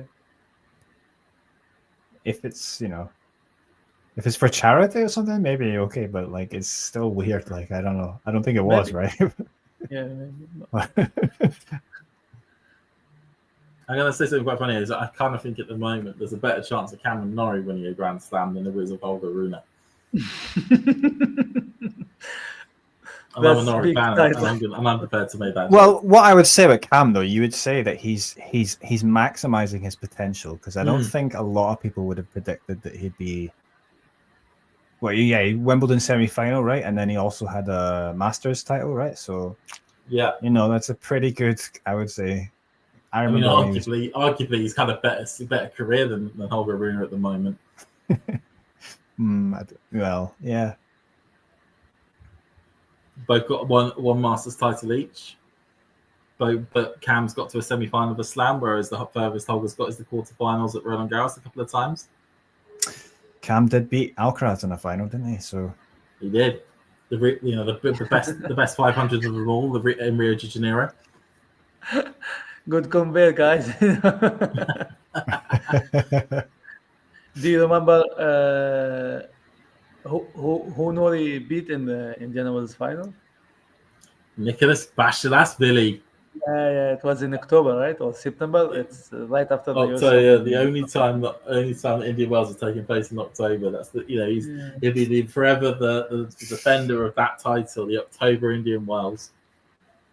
Yeah, I remember that match because I woke up early in the morning because it was Sabalenka Badosa that took place beforehand, and that went on really long. That meant that I actually went to sleep for a bit and then woke up in the middle of the night to watch the Norrie Bachelas-Vili match. When he lost the first set the way he did, I was like, I don't know why I got up early in the morning for this. But then he turned it all around and won the tight second set and then stormed it in the third. Brilliant times, that was. Brilliant times. Bachelas-Vili, obviously he got injured and had trouble, right? But started coming back. But I talked to him at the Seoul Challenger, and he was complaining about because he's having to work his way back. He's like, many players get wild cards, and he says, "I'm Georgian. Who wants to give a Georgian wild card?" So he couldn't, So he was complaining about that, but he won the title in Seoul, though. He's doing really well at the moment. I mean, as you say, he win a round here. He qualified for Wimbledon, won a round. Yeah. He looks as though he's going to get himself back onto the main tour at some point very soon. Yeah, I think he still sees himself as up there, a top 50. He should be up there. After he lost the final against Taro, he was just like, I didn't think I played well. He won the final against Taro, Daniel, and then he won in straight sets, and he was like, I played really badly. I remember as well, he qualified for Montpellier at the start of the season. He then got to the second round or something, or quarters, was phenomenally playing well, and then got injured again, and it was heartbreaking. And he was crying on the court. It was because you're playing really well right now. I just had a look. He's in the main draw for Gustad next week, and then the week after he's got qualifying acceptance to UMAG, and currently he's a 9th alt for both Kitsport and UMAG for the main draw. I think he's playing he's playing somewhere here next 2 weeks. Yeah, so he's definitely going to be in Gustad. If any Nicholas Bachelas-Vili fans out there, he's going to be playing on the altitude playing Gustad next week, and then maybe Kitsport the week after. He got to the final actually he finished runner up to Mepeshi Pericard at the 175 in Bordeaux this year. Well, this match is we've not really had anything that's happened. Hence the reason why we're now talking about Nicholas Bachelas-Vili. Is that it's currently just hold. Yeah, but that's really what, from Fritz's point of view, it's going to give him a chance if he's just hold on. Let's see if he can win a tiebreak maybe. But I suppose he's got a chance now. If he can break, then he can serve for the second set. So, but it's not looking likely. You can potentially see maybe Alcaraz's concentration maybe dip a little bit now. This could be the perfect time for Fritz to take advantage. Yeah. I think Fritz didn't have any break point, right, guys? For now. Yeah, no break points. So yeah. So you just have a feeling that Alcaraz is going to win it. Not easily, but we're just waiting to Alcaraz to win. That's it. Yeah, and it's why though is probably, a tiebreak is the best chance for Fritz to get in this. But it's not like, Alcaraz is. Of course, he's very good at tiebreaks. But I hope when you see the next point, I hope gonna see something better from Fritz. What's going on? Oh yeah, so he's got a love 15, Yeah, but they are stopping for what? Why? Someone in the crowd. Well, I don't know because I'm watching without audio. I just Someone in see the that. front row? Yeah. Is it just A couple of people collapsed, didn't they, yesterday during the women's semi-finals in the crowd? Maybe that could be because the heat is something we Brits are not used to. What's going on, guys? In each match on the center court, we have someone is going. yeah? Uh, I don't know. is it, Probably it was yesterday and last week already. too hot, too much alcohol. Who knows? Yeah, that's the problem. Is that Wimbledon's a great thing because it gets all this class and prestige, but also it is probably one of the biggest booze ups you could probably find in Britain at the moment. Mm. So much alcohol is flowing. Yeah, that was. Yeah, I saw some extremely drunk guys at one of my first Wimbledons. In fact, the first Wimbledon I remember on the Henman Hill. But guys, at Roland is- Garros, they forbid the alcohol. Remember last year was something happened with the Spain. I mean, when you're And banning then alcohol also from the decided- French, you know, decided to not sell alcohol. yeah. I think it's because they already feel that the French crowds are rowdy enough without plying them with alcohol. But it's it's very. The thing is, Wimbledon has some interesting actually alcohol rules because you're allowed to bring in per person either one bottle of wine or 3 cans of beer. So that can start you off, and then you go to the bars and you can get Pimm's and loads of Stella, and there's a lot of easy ways to be able to access a lot of alcohol in the grounds of Wimbledon. Wow. Another ace there from Alcaraz.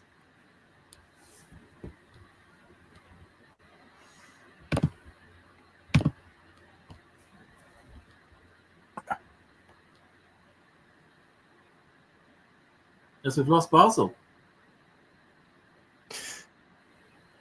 So I guess Wimbledon's the only slam that allows you to take alcohol into the grounds, because Yeah, I think so. Yeah. they definitely don't allow that at the US Open. And I think that Wimbledon's quite good in terms of knowing that it doesn't need to rip you off straight from the get-go. Whereas the US Open, the Australian Open, the French Open, they will want to have all your money as soon as possible. Whereas Wimbledon, no, actually, it's the experience that people go over there for, and they actually build up good trust. And it's a really good fan-friendly policy to at least allow you to bring in some amounts of your own alcohol to make it feel as though you can have a good time. And then if you want to then buy something else alongside, you don't feel that you feel more inclined to do so because you feel that you're having a good time there and they deserve your money.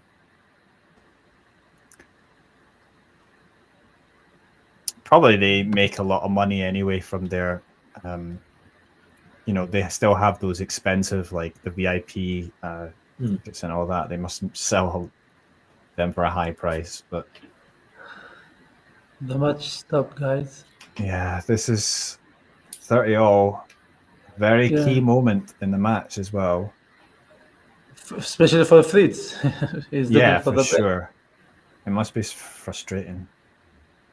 Just to give a score update from the doubles, if anyone cares, whilst we're waiting for this break. Currently, it's 1 set apiece in the first semi-final between Gadecki and Kravitz versus Kudermetova and Mertens, with Mertens and Kudermetova being 3-1 up in the third set.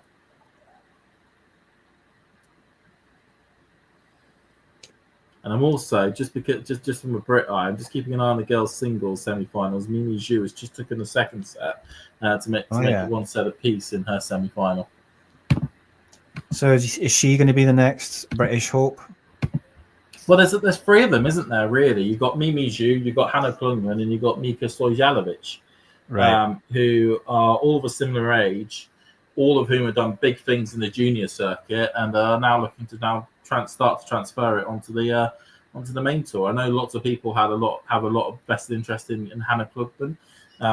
She broke through kind of first of all. But Mimi Zhu's had a really strong grass season. You got a first main tour win at Nottingham a couple of weeks ago. Won a couple of rounds at pretty much most of the events she's played at, and then put in a good performance against Emma on the beginning of the Wimbledon tournament. So, those three are certainly ones to look out for. Here we go, guys. Wait for it.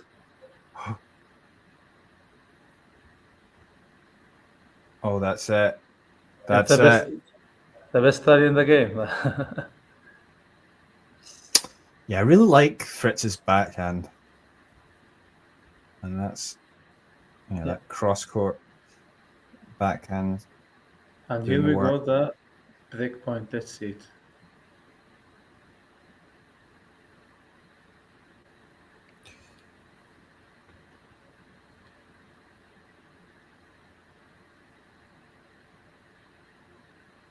It's again the serve, guys. Oh, Was really good. Alcaraz. Right into the... But yes. Into the body. 136 mile.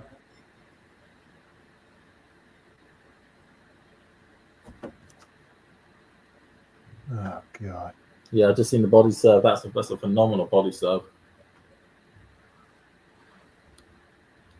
Oof. Guys, I'm really...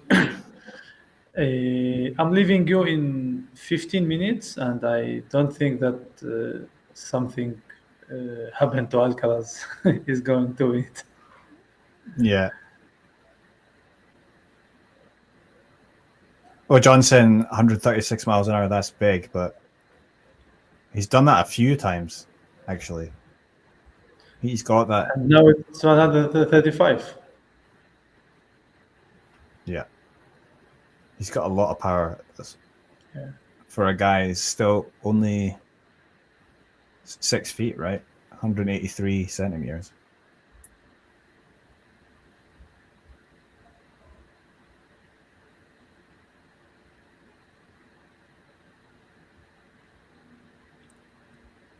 Yeah, I think he's very much seen, how Sinner had developed that part of his game so well in recent years, and it gives him so many free points, and realizes he does need to have that sort of serve in his arsenal as well.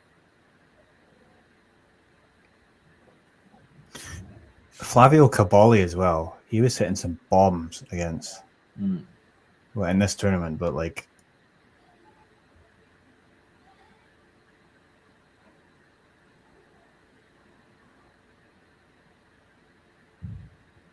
yeah, big hold for Carlos.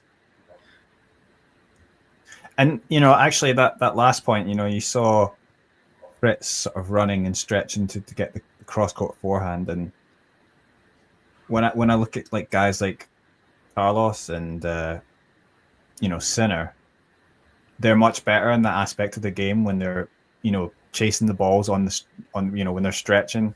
They're just better athletes, and that's maybe where Fritz lacks a little bit. But yeah, feels like you need to be able to do everything to really be like a slam contender. It is amazing how certain players can make how other players look, because when I was watching the Fritz Mapessi Ricard game, you could really tell that who had the much better movement and who was made to look as though they didn't know how to walk at all. And yet, at times at this point, it's almost as if Fritz is looking like Mapessi Ricard and Alcaraz is looking like Fritz in that match. Right.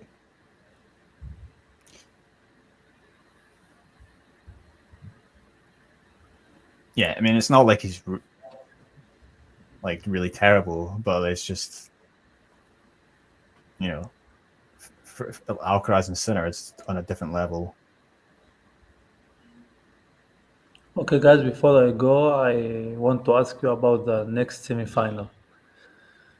What's your prediction?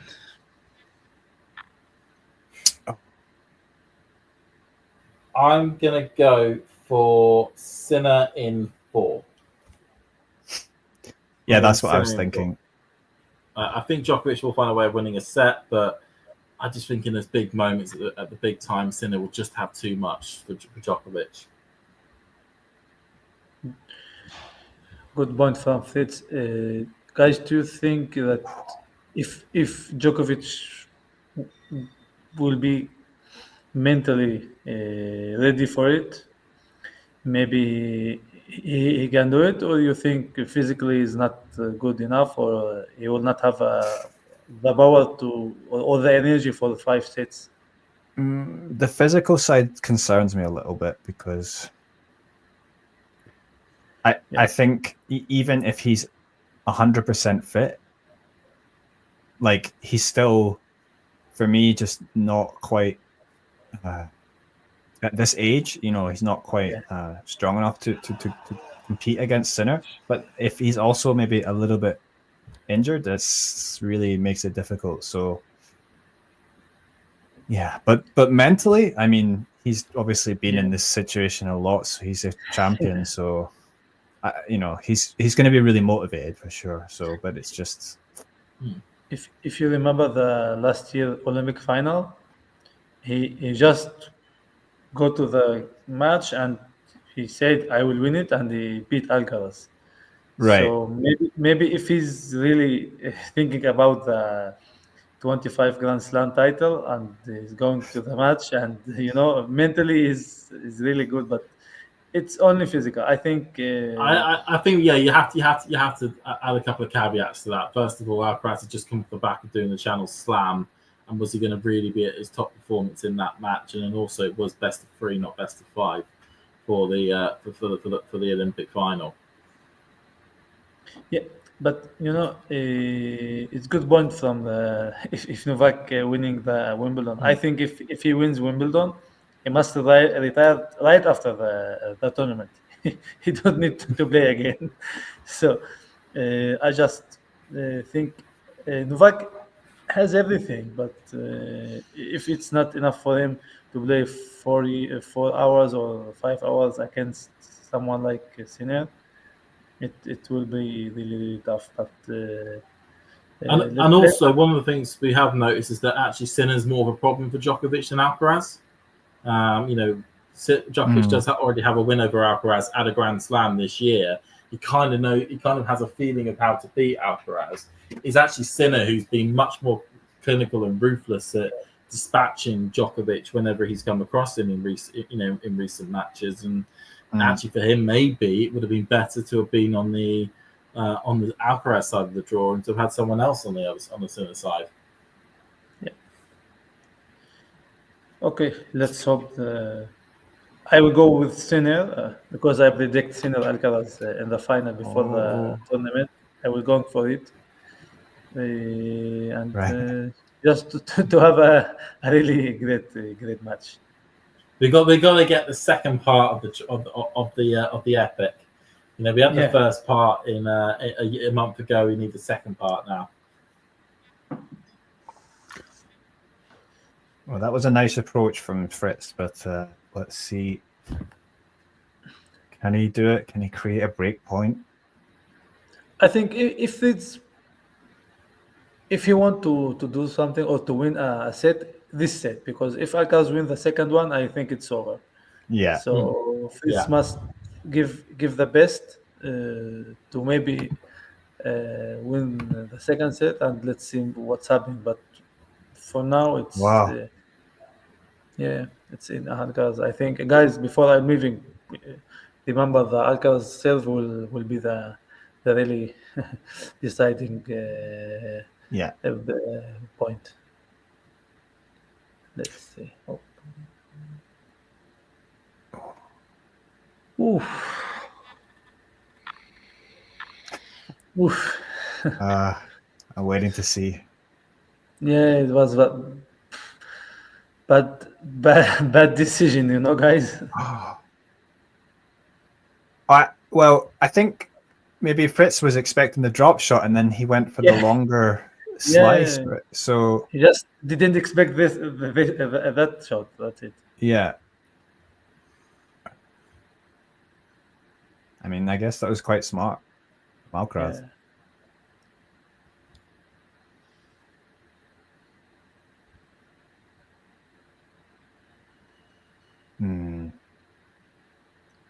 it's chance for Alcaraz for the 5-5. Yeah, Fritz's return is just not Oof. quite good enough, to be honest. Okay, guys. What at this point was really good from Alcaraz. It was really interesting with you guys. I hope I was not a heavy guest, and hope to meet you again. Yeah. Cheers, Basil. See, that's Thank all. you, guys. Thank you, John. See you. Bye bye. And it 5-all. Do you mind, Eddie, maybe just pausing your stream a bit? Oh. So we get aligned. Yeah. Oh. I think. Wait. Because I've now just gone 5-all. I tried to pause it there and it just sort of refreshed, but I'll see if I can do it. Oh no, I don't think it's going to work. Oh, what?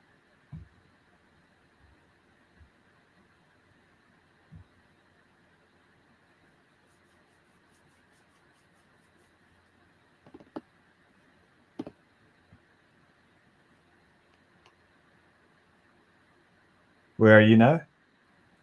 Fritz is just throwing the ball up in the air, goes across court. Alcaraz returns it. Fritz into the net. So Taylor, Fritz into the net.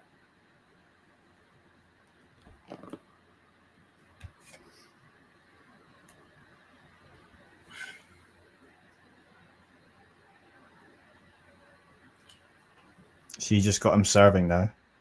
Yeah, so now Fritz up into the air, goes across court, backhand by Alcaraz, but it was long. Fritz do his second serve into the body of Alcaraz, works well because the backhand goes up long beyond the baseline.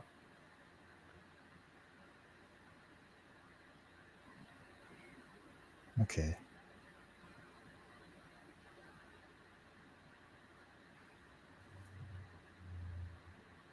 I hope you're not hearing too much of a weird noise from my end. I've just got my fan on to try and keep me cool.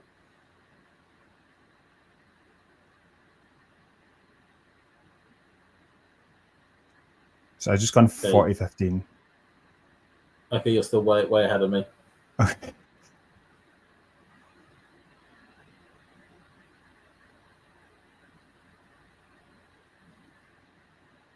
Cheerio, says William Laurie. Ghosty's asking. Okay, so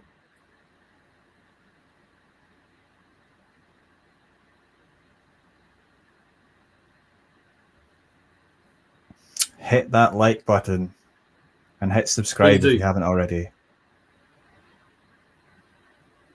God, that was a poor return from Alcaraz. I mean, it's a very high bounce from Fritz to make it. So it's now 40-15.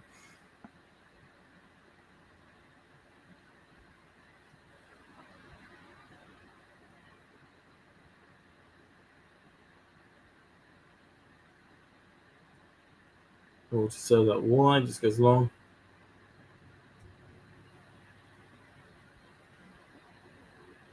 So you've just seen it 40-30, have you?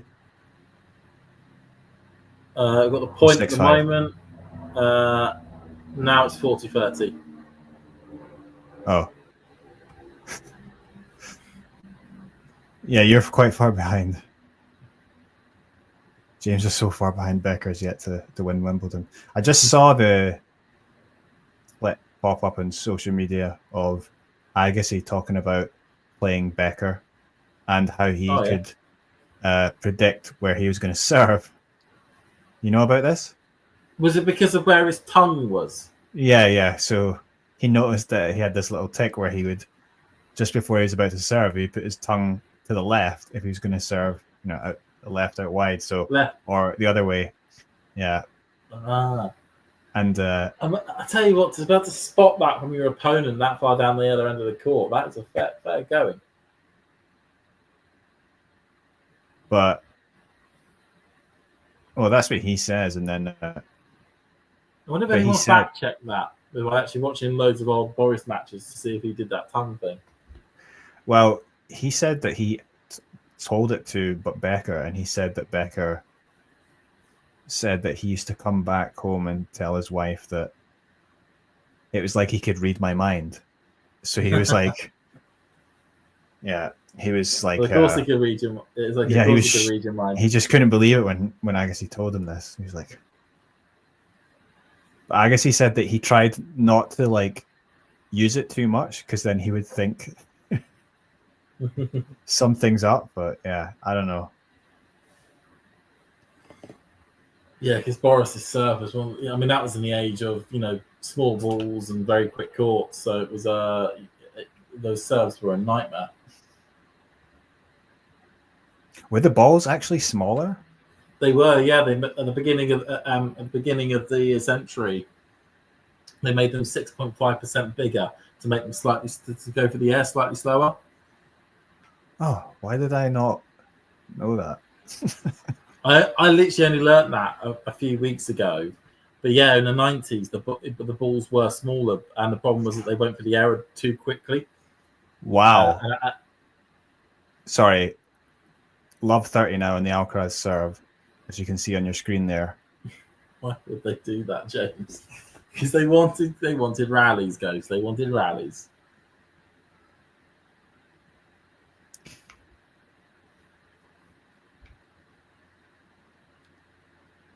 Yeah, I mean, for a while, Wimbledon used to be much worse to watch because it would just be no rallies at all. And people were really worried because of the way the serving was going. Serving was getting so big. But it seems like the game's evolved. Yeah, I mean, Wimbledon, they got, what was it at the moment? It was 100% rye grass. But back in the 90s, it was like 70% rye grass, 30% another type of grass. But that other type of grass made the courts incredibly quick. Yeah, so they've sorted out the surface as well. Now we've got, sorry, I don't know, 3 break points here, and it looks like Fritz is about to take the second set. Oh, it's the chip return from Fritz, and Alcaraz sends the ball long. Wow. I didn't see that coming, to be honest, but it was a little bit of a loose game there from Alcaraz, and we've got a game on our hands here. I mean, Alcaraz had been serving so well and looking comfortable, and it just gives Fritz a little bit of hope. And Jim Courier, yeah, I've just seen that point. Will be thinking maybe my prediction was right, because he really needed that. But Alcaraz, you never doubt him at any point unless he's actually lost the match.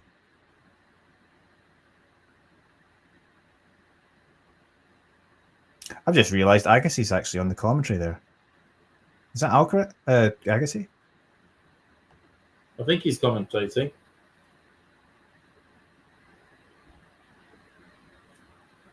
And obviously, Fritz has taken his bag off court. Unforced errors 4 there from Fritz in that set. 13 winners. That's quite the ratio.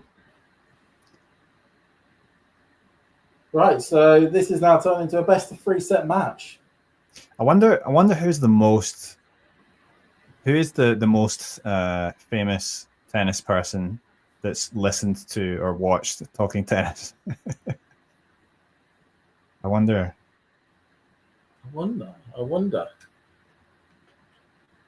Neil, was it Neil Scott? I'm sure John will know somebody's commented on that. Neil Skupski came in the chat once, right, and commented, but then John didn't believe it was him and was like kind of taking the piss. But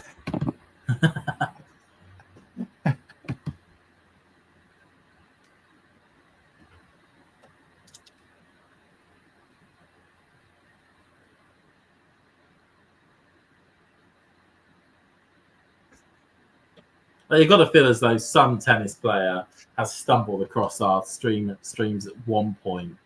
Yeah. Whilst they've been like a bit bored on YouTube or something.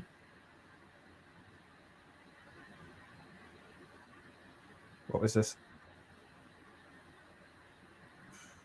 And also, we're living in the age of of a lot, of like a lot of streamers. I mean, I guess when it comes to like football, all the Man United players probably know who Mark Goldbridge is because of all the United Stand streams. That surely some tennis players have gone, do you know what? I want to find some tennis streams and see what they're saying.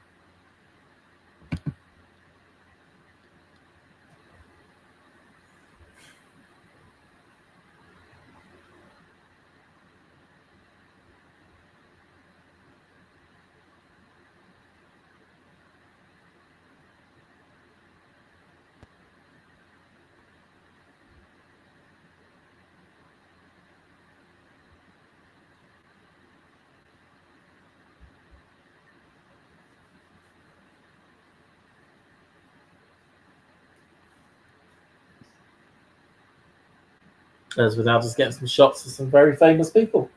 Supposedly very famous people. These are a lot of fancy people. And Alcaraz is having a chat with his team.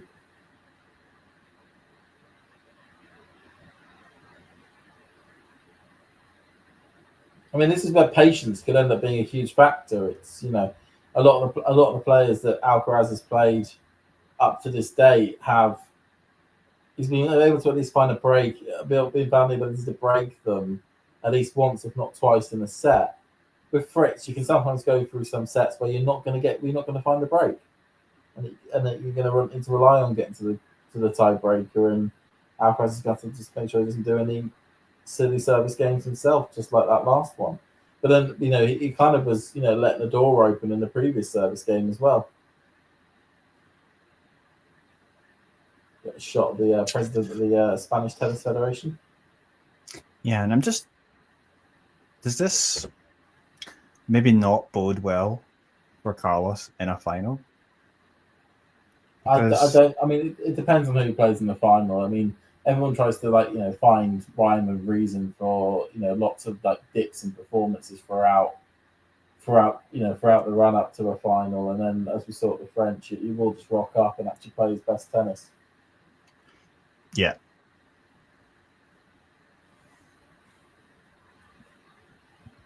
But there was a thing I remember listening to. I think it was on Tennis Unfiltered's podcast when they had Ben Rothenberg on. I know he's a divisive figure amongst himself, but he kind of said, Alcaraz has gone for a situation through a slam where he's effed about but hasn't found out. And maybe there will be one situation where he messes around too much in a match leading up to a final that he will end up taking a loss when he shouldn't do. Yeah. That's it.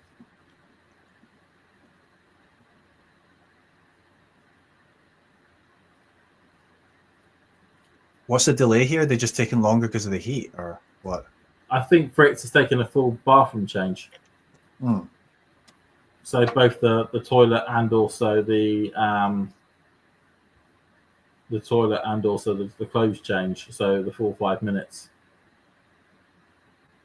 Oh, I didn't know Trevor McDonald was a member.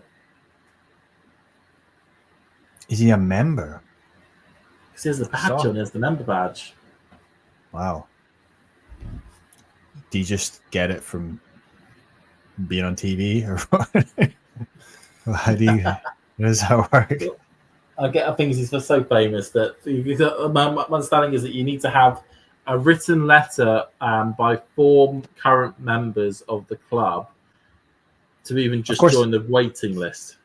Of course, he's knighted, right? So he's a Sir Trevor McDonald, right? I mean, he puts an application form in. They're going to find a space in the 500 spaces they've got for the club to give him a membership. God, he's 85 years old.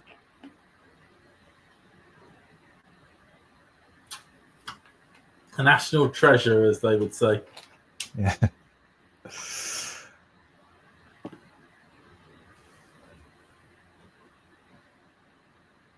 Jesus, please stop talking about this. It's making me.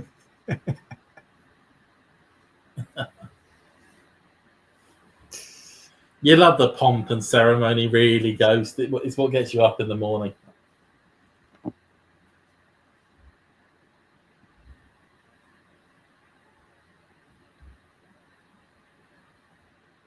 Well, and this again is Fritz, starting off serving. So I just think that does help him a bit, as long as he holds here. Yeah, if we get a break here for Alcaraz, he'd be like, right, set 3 done.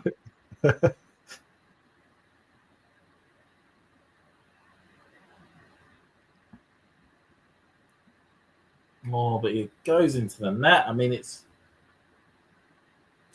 Yeah, that was... Yeah, we have high standards for Alcaraz, and you feel like... Is he losing focus a little bit? Just like him to then lose this set, and we're in for an epic 5-set epic where he has to come back all the way. I did see some people predict that Alcaraz in 5. The problem is that if we get actually it would be a problem, is that we could be in for a late one. I mean, this is the first match. We're already at 3:00. Yeah, this is what time it is here? It's after 11 p.m. here. I mean, luckily it's Friday night, but yeah, I'm not sure I'll be able to watch it. I bet you can't wait for the tour to come back to Asia.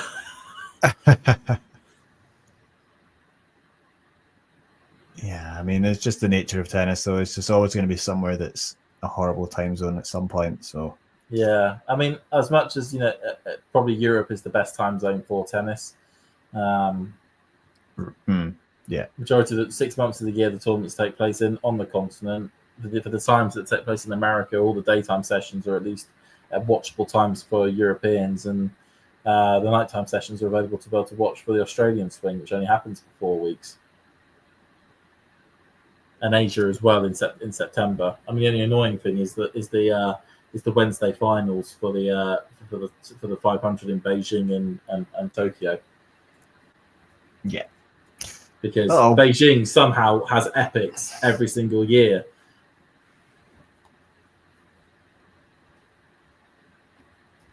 Well, yeah, I mean, we get Australian Open, which is the best sort of slam time zone for me anyway, but so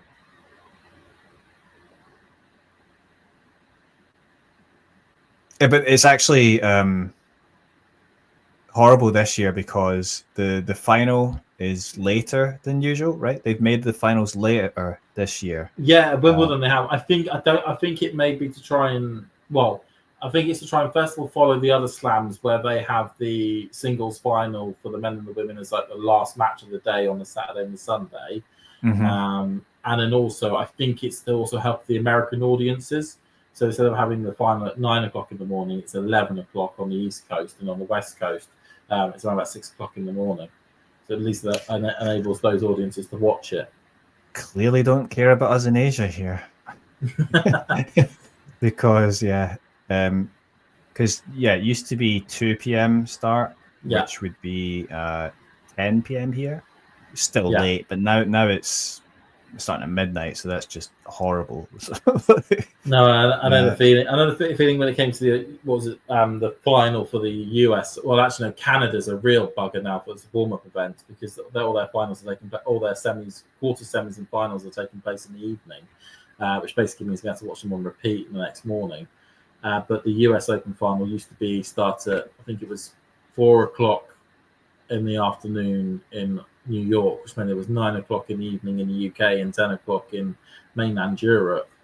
And that was a real nightmare if the match went long because it meant that you had to stay up really early in the morning to be able to watch it all. But they have brought it forward an hour to a 3:00 start time. So it now means at least if the match goes 4 hours, it takes it to midnight instead of 1:00 in the morning.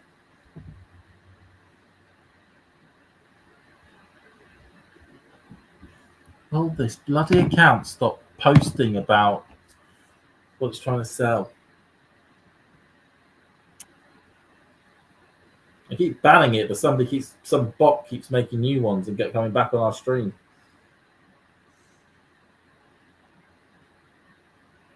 Well, that was a good, strong service game from Alcaraz there to at least stem the bleeding.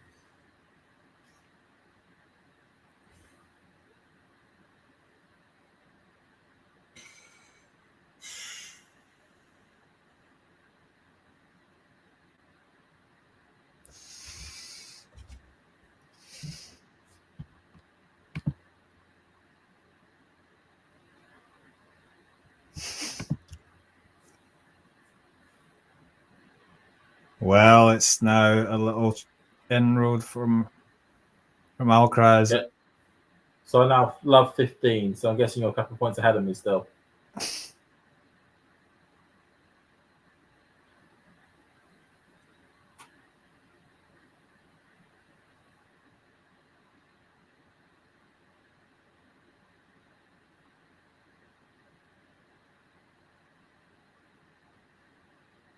Yeah, now love 30. Now love 30. Brilliant shot from Alcaraz cross court. Well. Now it's actually big trouble for Fritz.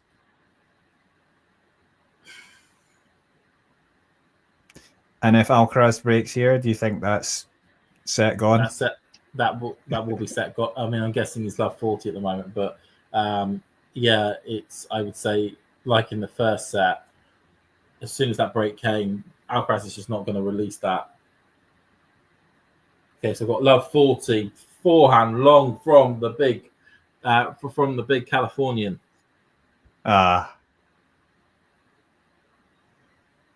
And okay, so set gone then. Hang on, I'm guessing. Okay, so that serve went out wide. Second serve here, chance for Alcaraz to have a look at. Goes, very good deep return. Goes to the drop shot. Fritz just about gets to it. Alcaraz dips it, lobs Fritz. And then into the net from Fritz. And there we go. Carlos Alcaraz has the break at the beginning of the third set. And normality has been resumed, it feels like. Yeah, I mean,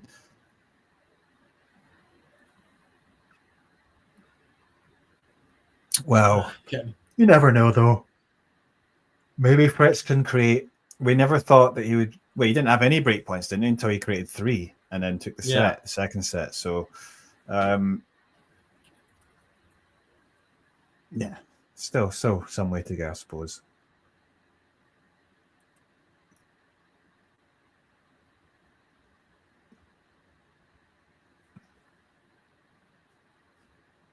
No, like I said, I think we are now looking at the set now.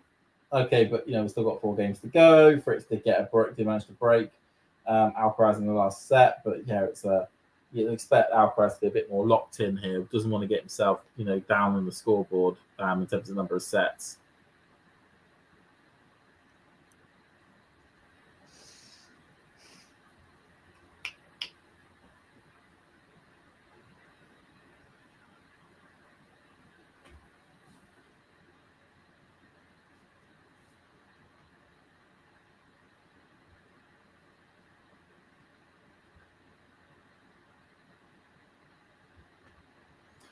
As Kumatova and Mertens did win their match on court 1 to get to the finals in the doubles.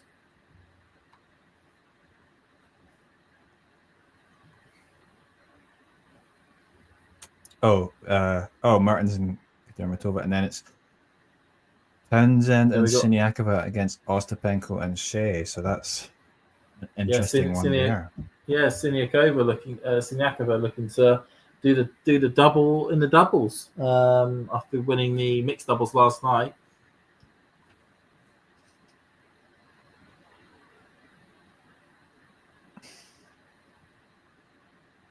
Oh, I mean, that was just on the line perfectly.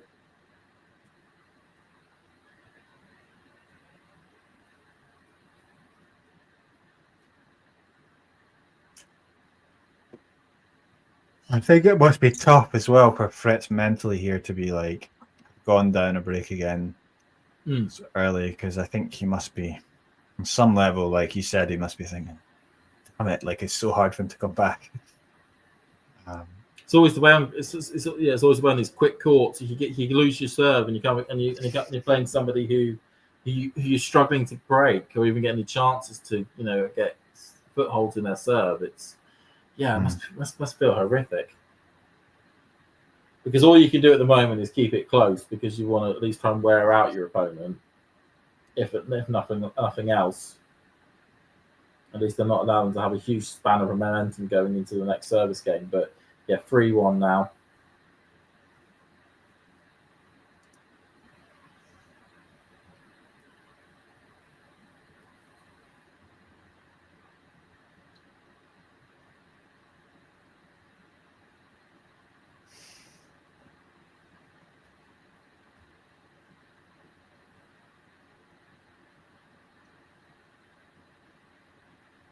I'm sure at the moment Alcaraz would love a second break here just to solidify this set.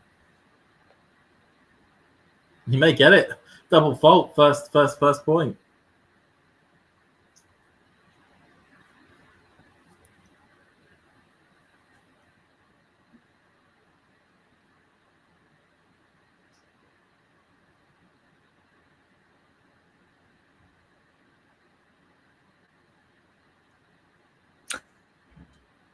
And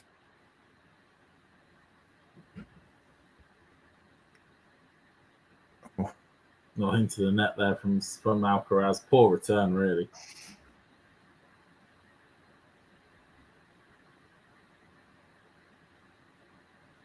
now, see, I just seen a point to make it 30-15, but I feel like that was a little chance there that Alcaraz was court opened up for him and he made an error. And I feel like sometimes, like when we talk about the difference between him and Sinner, when Sinner like gets ahead and he has the opportunity to, maybe go a double breakup, he tends to be just ruthless and just step on the opponent's neck and just so they really can't breathe. Where sometimes, I mean, I don't think it's going to be a big deal probably for Carlos in this set, but it's just like sometimes you think like he could make life a little bit easier for him. Sinner in this situation would just, he'd be looking to win this set 6-1. Right. Get it, locked up and sorted. And of course, I mean, he doesn't want to. Ideally, he doesn't want to go into the final having played 5 sets, which is what could happen. If he's not careful. If he's going to play 5, if he's going to play 5 sets, he's going to want to. Well, we say that this guy did win the U.S. Open, spending the most amount of time on court of any Grand Slam winner ever.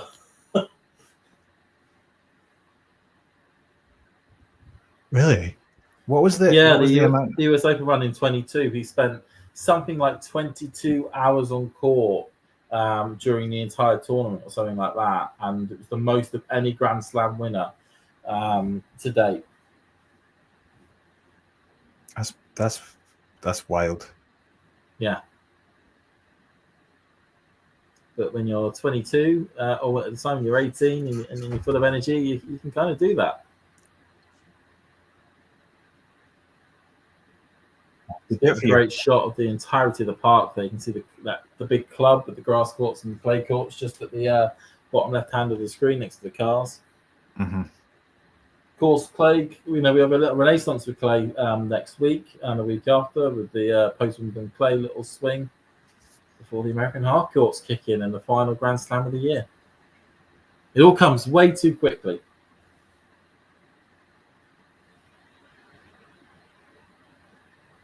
Yeah, it's like there'll be no time at all until like Washington is starting. Washington's like 8. What starts in like 9 days? I mean, I think that's nuts. Los Cabos will kick off. Los Cabos, which is the first hard court event, kicks off in a couple of days' time.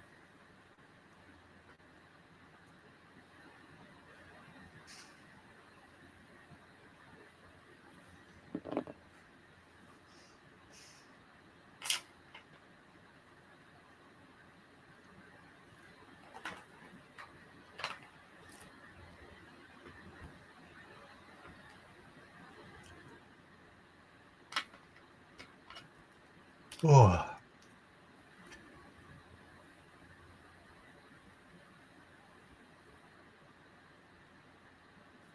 I am struggling here. Keep going, keep going. Have you got any like sugary drinks or sweets or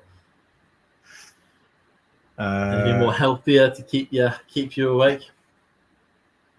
I've got something, yeah. But Is that the last ditch measures? you get a coffee, but Coffee. Yeah, no, because it's a 3:30 in the afternoon UK time we're coming up to, so I'm like still very like awake and alive. Granted, I'm a bit tired from being at Wimbledon yesterday. It was brilliant being there. Like I know I've been a few times, and it just doesn't matter how many times you've been. It's still magical when you walk around it. yeah, I agree. I mean, it's I don't know if cool you've to ever be been. in. Yeah, I've been a few times, but yeah, it's nice to go around the Wimbledon grounds. And I've been to Australia once and also New York. So Cool. yeah, almost done a full slam, but So you just need to do the French Open and you completed the set. yeah, but I don't think that's going to happen anytime soon. But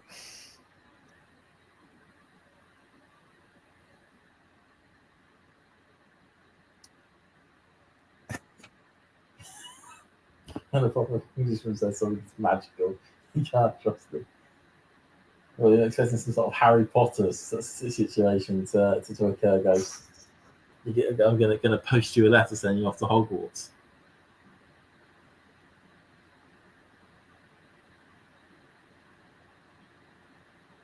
Well, you can trust him. Can.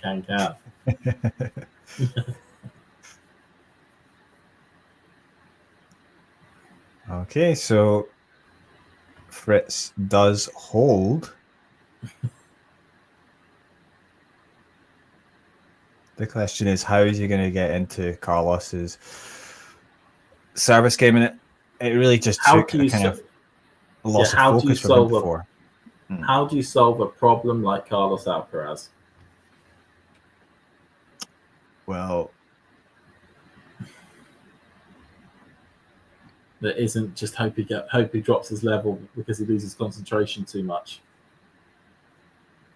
He hasn't even really. I'm trying to think when he's not really had any too serious injuries either. So nothing too serious. So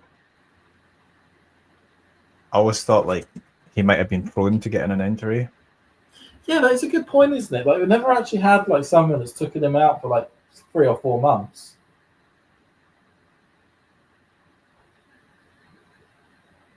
And you've got to think that but then you look at Federer, for example, who his game is modelled off quite a bit. He never actually really got injured until literally near the end. That was when actually the injuries kicked in for Federer. I mean, Federer's style though was, very aggressive, so which helped him because he was able to finish off matches fairly quickly, against players that he should. But yeah, I mean, it's true. Yeah, I mean, he obviously had quite serious problems at the end, but I do like the fact that as big as the injury came from just trying to bath his children. I mean, that was just the funniest. Obviously, the funniest way for it to all come crashing down with his hip.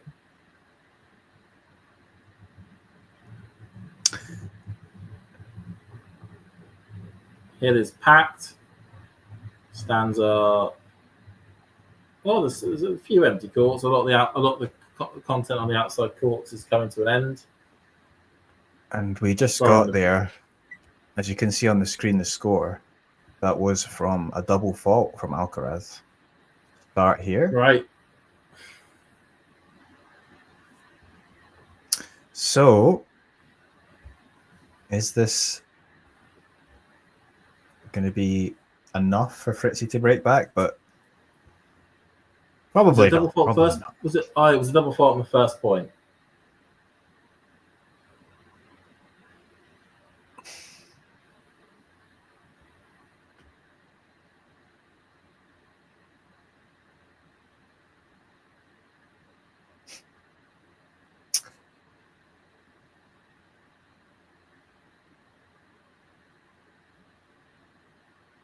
Yeah, I mean, it's just done a brilliant next point serve.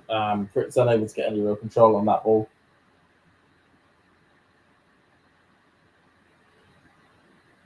But it is, it's key to note for Fritz how much of a really good grass season he has had. I mean, 2 titles on the surface. I mean, he was in the wilderness realistically, in the first half of the year, not really able to get any wins whatsoever. Coming off the back of the abdominal problem where even he admitted he came back too soon. To then win 2 grass court titles, get to the semi-final of Wimbledon, back on track to potentially finishing top 8 again for another season. Give him his credit.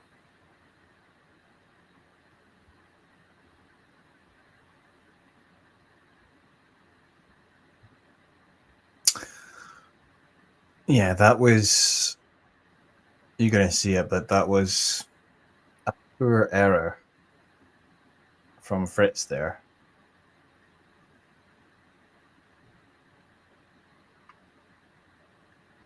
And yeah, this is what I mean. If he's going to have any chance, he's going to have to not make silly mistakes like that.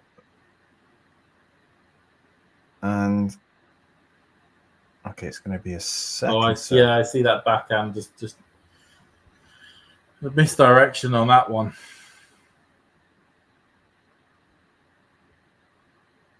Wow, that was just a good view of the serve from Alcaraz coming into Fritz.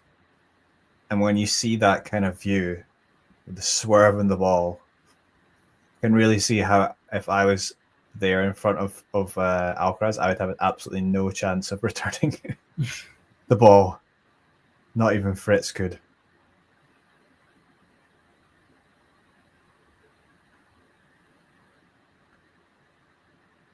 Yeah, I mean, it just, digs into him like a perfect body serve there. Hemden Hill's jam-packed. It is jam-packed on the hill. Don't know if you're just saying that because you like the word jam-packed and you never heard it before, Ghost. It's a brilliant word.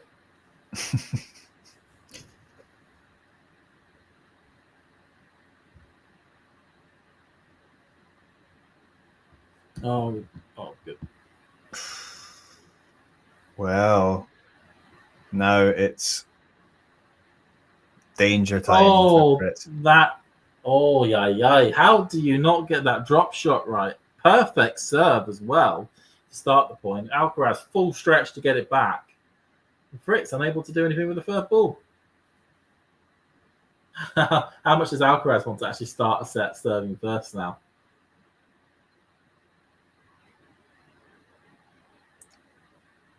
Well, a lot looking at those 2 points.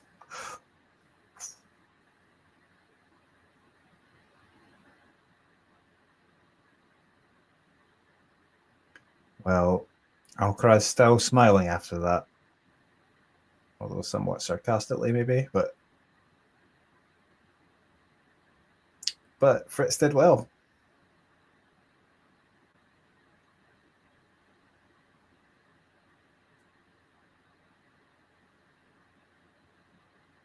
Oh yeah, I see that point. Nearly got to it as well. That's how fast Alcaraz is. Mm. You see that Alcaraz is now enjoying himself, which is the most dangerous position to be in if you're Taylor.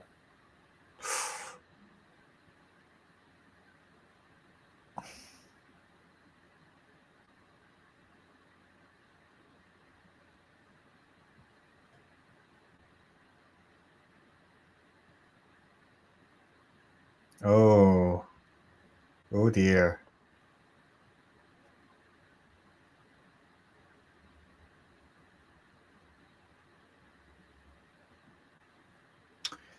And we will have 2 set points.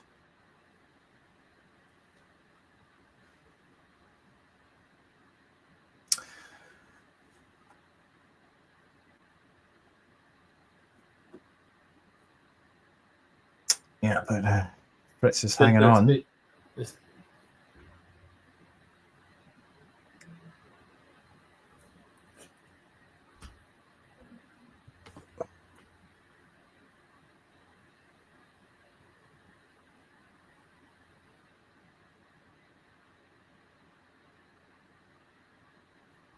Okay, yeah, just notice the first good serve from Fritz to take it to at least get one of the 2 set points sorted. Let's see if the second set point can be dealt with as well. With that wide, Alcaraz about gets to it, but it must have been a let. Yeah, it was a let on that one there. Well.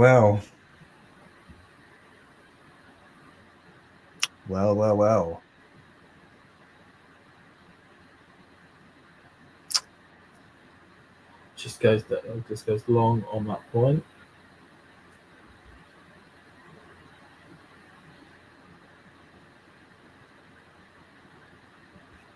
He does go long. Okay, so yeah, we go. Alcaraz with the third set on a double with double breaks. Yeah, so 6-3 to Alcaraz, double break, and I mean it was really like you said, like once that break was gone, it just went one way really, and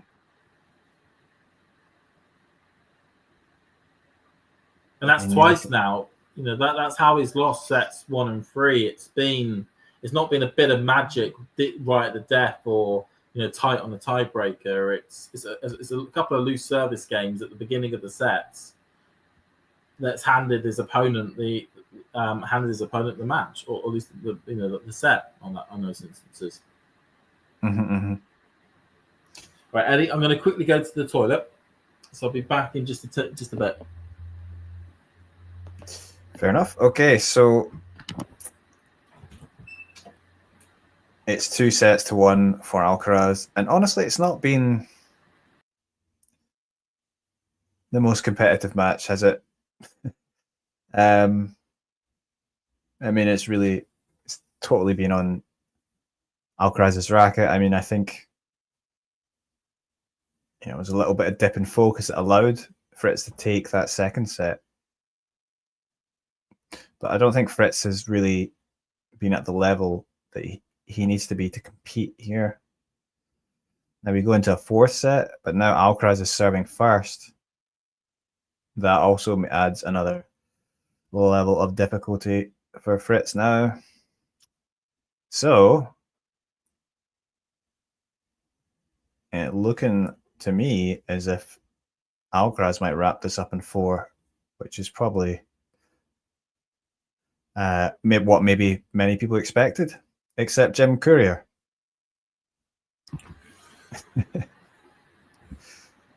So, all right, let's see how this last set goes. Well, it started off with a love 15, as you're about to see. You must just be watching it on the BBC stream, right? Yeah. Why is it so slow? Good question. BBC needs to. I think sports streamings are going to have to do something about being so far behind the actual score. But I'm streaming. BBC TV is the fastest. I don't believe this. I mean, oh yeah, on BBC TV, right? Yeah. The TV is always quicker, but I'm watching in a stream at the other side of the world, and my stream's ahead of the BBC one. That doesn't seem. I mean, if I had a normal TV, I would be at the right time, but I don't. I'm watching it on an iPad at the moment because I'm in a different room and I have to rely on the internet to then watch anything.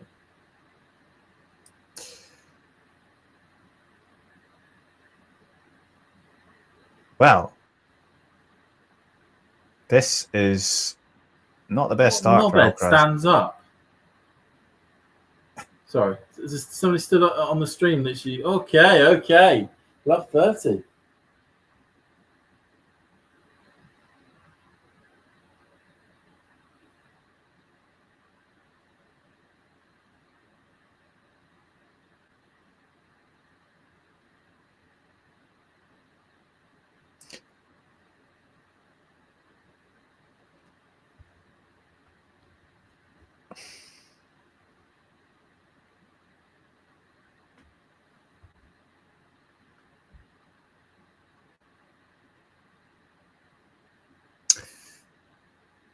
Fritz looking annoyed with himself there because, yeah, I mean, 15-30 is always just a very important point, isn't it? Mm. You know, the difference between 30 all and 15-40 is just, you know, it's huge, right? So, and Fritz is not going to get many opportunities, right? Let's be honest. Mistakes galore.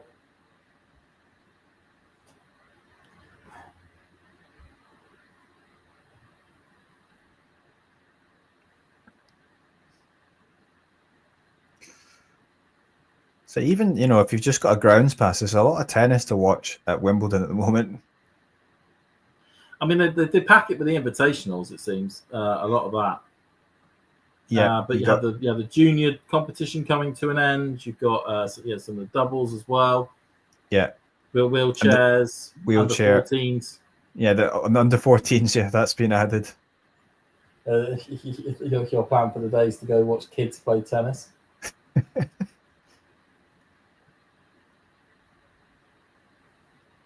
I mean, some of them are really good these days. I mean, oh yeah, but you know, I was watching the when I was there. I was just watching on court 18 some of the doubles match from the girls juniors, and the shots they're hitting you'd expect in the women's game. I mean, it's phenomenal what they can do at such a young age. Mm-hmm.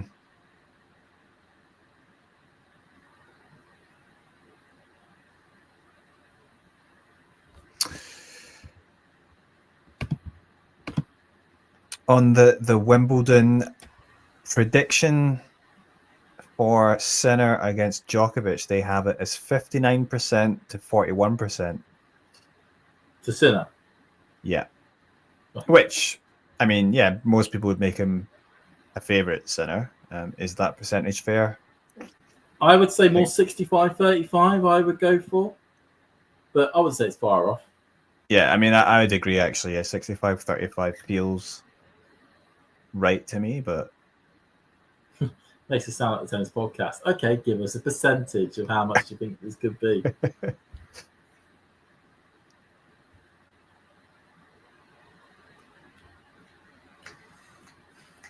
Yeah, powered by Newly Mellow is going 50-50.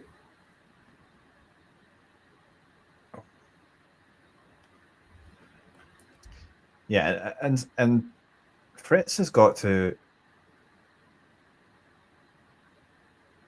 like, he's just got to be really aggressive, but more importantly, not make silly errors.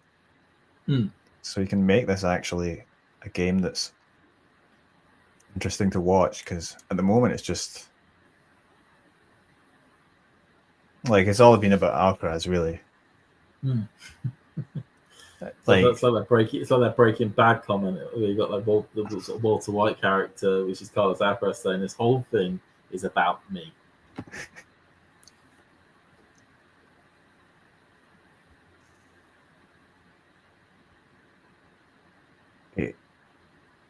Does it tell you what the predictor was for this match? I mean, I don't know. I didn't catch that predictor. Missed it. If anyone in the chat knows.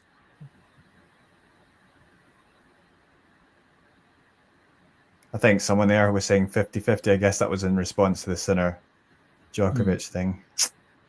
50-50. I mean, based on...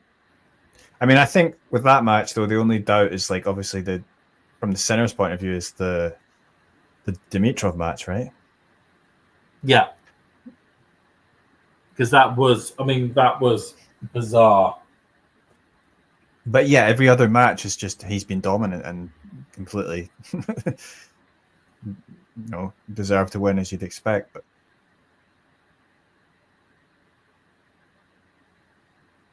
so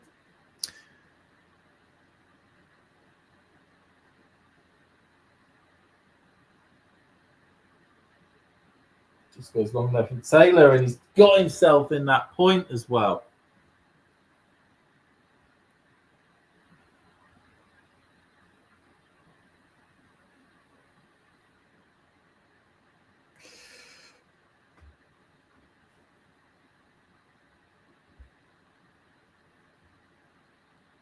Bit of an off thing at the moment from Alcaraz. He's on the serving. And then he does that. Second serve, down the tee. Second serve, getting it all sorted. Fritz, no luck. I'll tell you something I noticed is interesting for the score bug is that they've now started to add the nationalities. For what? You know the little score bug, the score at the top right hand of the screen or left hand of the screen. Yeah. Well, right. Alcaraz. Oh, right. So in Wimbledon, they never used to do that, right?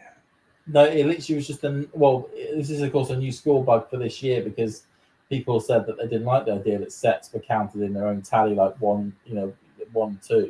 They actually wanted to see what all the set score line was, just like the rest of the score bugs have across the year. But they've got not just it used to just be the name that they would have in that bug, regardless of the nationality or seeding. And earlier on in the tournament they had it with the seedings being put in there, but they've now added the nationalities as well. It's like they're tinkering with it as they go. Oh. It's funny because we've had, we talked earlier about how, after the first round, there were so many seeds gone in the second round as well. Yeah. But in the end, we've ended up with semi-finals that were not that surprising, really. No, I think 4 of the top 5. If you said that this would have been the semi-final lineup at the beginning of the competition, you're looking and go, yeah, that looks about right. There's no real great surprises there. And yeah, it's one of those situations where it's almost like works to be almost like the perfect style tournament where you get your upsets, your big stories, your underdog stories, pop, throughout the tournament. But at least your big name players at least safely make their way through to the semis, and you actually get the big names playing each other at the back end of the tournament. This was if Alcaraz was playing the Pesci Ricard, and say for instance Djokovic ended up going out to Alexander Muller earlier on, and it was that, and we ended up having somebody who we never heard of before in that semi-final, then we probably would go, "Oh, hang on a minute, this isn't exactly what we wanted." The engagement wouldn't be that very big. That makes sense. Yeah, and it could have been much tougher for Sinner or Djokovic, because you would have had potentially Bublik or a Draper as well in that half. So, but didn't happen. But yeah, I mean, realistically, out the top names that people were expected to do well, it was only really Draper that underperformed on the men's side. Yeah.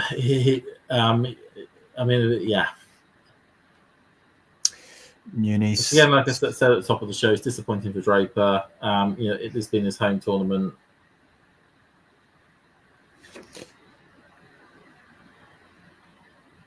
But he's still got a lot left to be able to do this season. Newman's saying in the chat, and Sinner is not as ready as people, and the matches are making him to be, and it's not like Joker hasn't been dominant. I think Djokovic has been dominant, but I would say though the match against Demonar, he was definitely under the cosh there. I mean, I think it was maybe he was a bit under par, but Demonar was playing really well. But Demonar just couldn't deliver when it mattered the most. Whereas, that's what Djokovic is good at doing. When he gets the little chances, he will do well. And then, but that made me think, well, of course, Sinner can play much better than Demonar can, and similar. It's going to be a similar sort of. Well, they play differently, but it's going to be a sort of. Yeah, I don't know.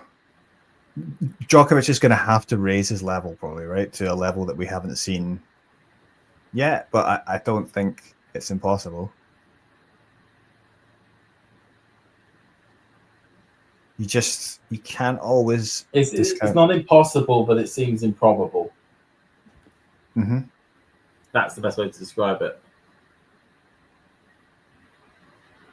We're still on serve here. This guy is relentless. The spam bot. They've found our thing and they're just constantly creating. It's new. I'm banning them, but they're creating literally new accounts so quickly.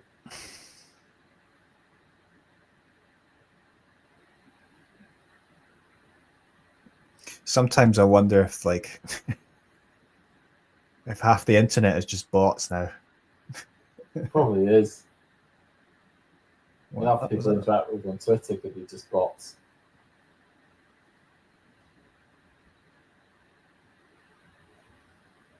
It was me, not Eddie.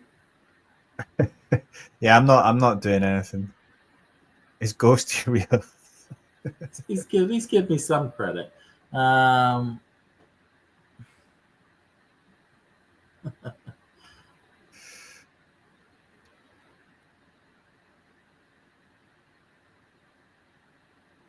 It's actually quite surprising how quickly these sets have gone. I mean, we're only an hour and 2 hours and 15, and we're coming up to midway through a fourth set. I mean, this has been, although we've had loads of sets, they've been quite quick affairs. No, there hasn't been many long rallies at all. I mean, I can think of a few that stand out in my mind, but there's really not been much to go off. To be serving, fairly serve dominant as well, I suppose.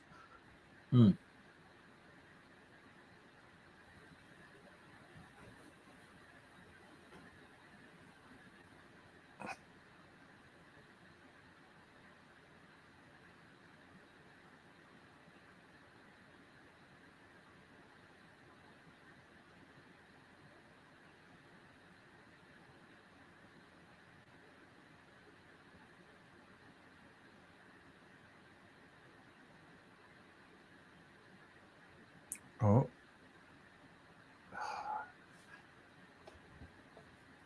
Straight into the body of Fritz. That serve there, and that makes it 30-all. Bit of pressure on here at the moment, the Alcaraz serve.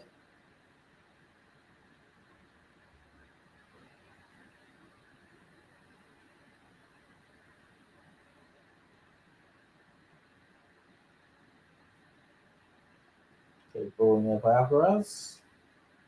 Goes down the tee. Toad just about gets something onto it. Drop shot from Alcaraz, up in the air by Fritz, and long it goes.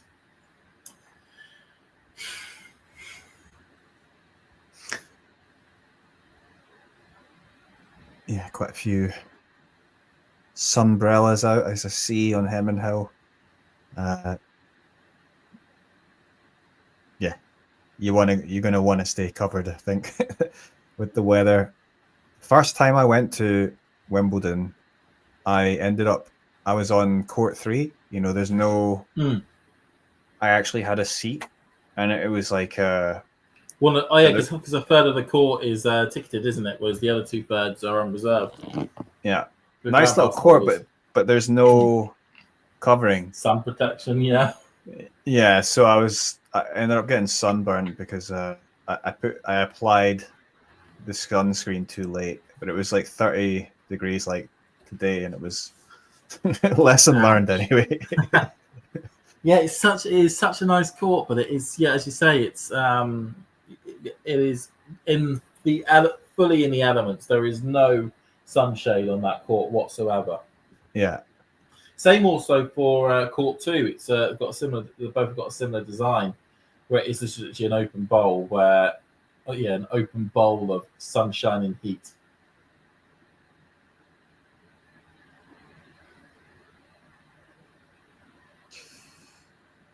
Okay, so Fritz, we're still on serve.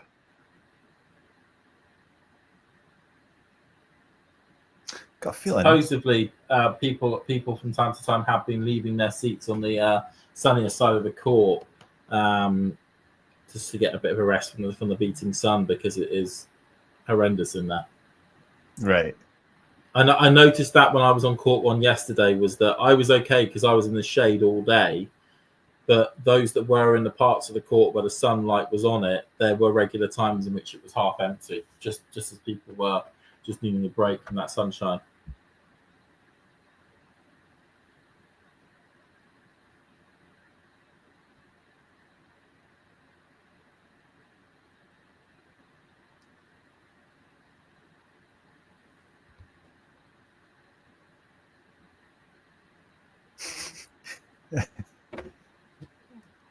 John was asking sunbrellas, is that a new word? I just noticed. Is that an actual word? I think I've heard people say that. But, sunbrellas. Yeah. Or parasol. Usually, I think it's a parasol. Yeah. Proper name is parasol. For it's basically something that you put up to give you shade from the sun. But I think it's because everyone's taking their umbrellas and putting them up to kind of block out the sun. They're no longer umbrellas; they're sunbrellas. Mm-hmm. Hey Ashley, good to see you in the chat.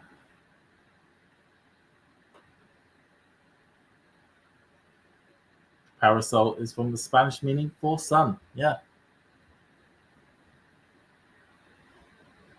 When's there going to be another Talking Tennis Spanish stream?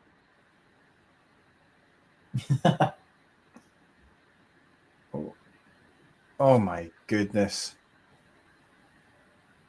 Fritz, what are you doing? Yikes, that was a poor backhand.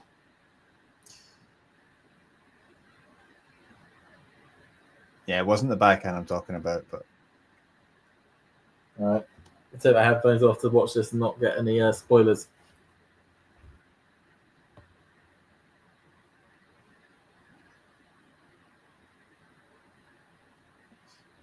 Okay, so John, that was okay. So one break point here for Alcaraz. What a horror show that was from Fritz with a forehand trying to go back behind on the Alcaraz serve. Alcaraz is relatively successful on break points, winning 50% of them. Hang on.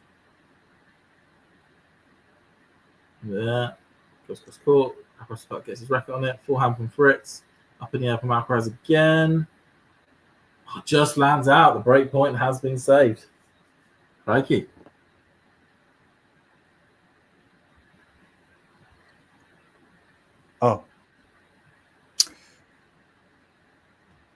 Oh yeah, sorry. Yeah, there was you mentioned the Darwin Blanche Nadal match. I was doing the English stream while you were doing the Spanish stream.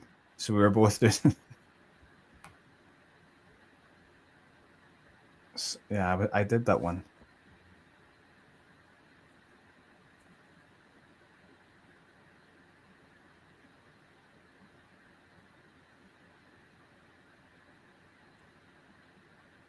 I think Alcaraz has lost that chance there.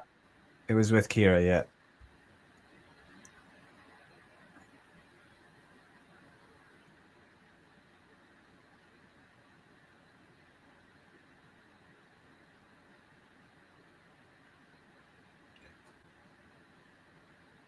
Hi, Afra.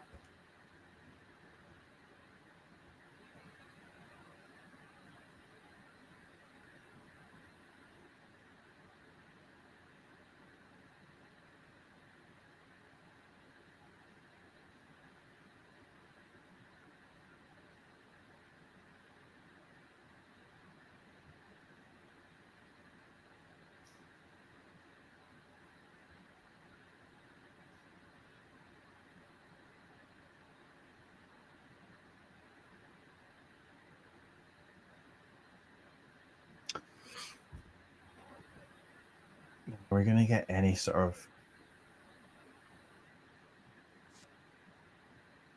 Wimbledon is a tennis tournament. It is indeed a tennis tournament. So yeah, when Alcaraz hits those drop shots, it just feels like it's going to be so difficult for Fritz.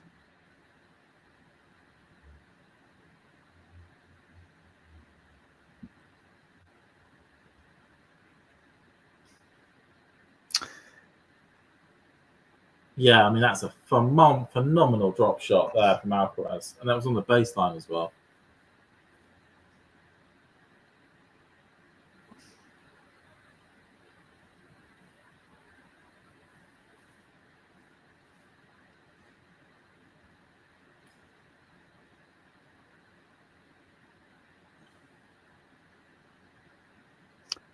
Well, we get to 4-3. And we're now at the business end of the set.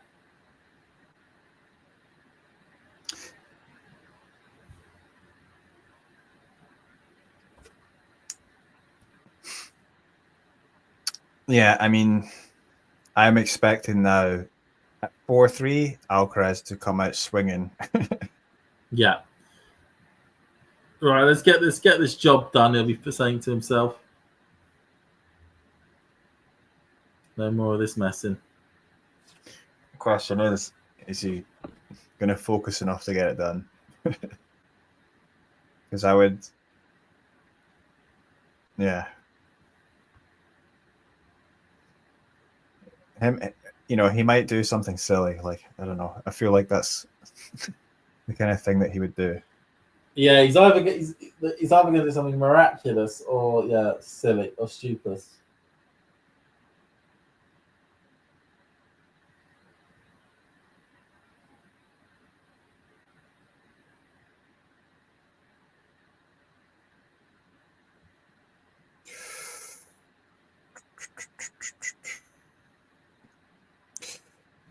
Wonder what Leonardo DiCaprio makes of this. He's at the tennis now. He's in the box. He likes going to tennis, Leonardo, doesn't he? He's been to Wimbledon on a couple of occasions. Was at the US Open a few times as well. And with that time, I think he rocked up in a hoodie and glasses, and was like hiding behind pillars at the US Open, trying not to be spotted. Like, pretty hard there, mate. You're one of the most famous people in the world.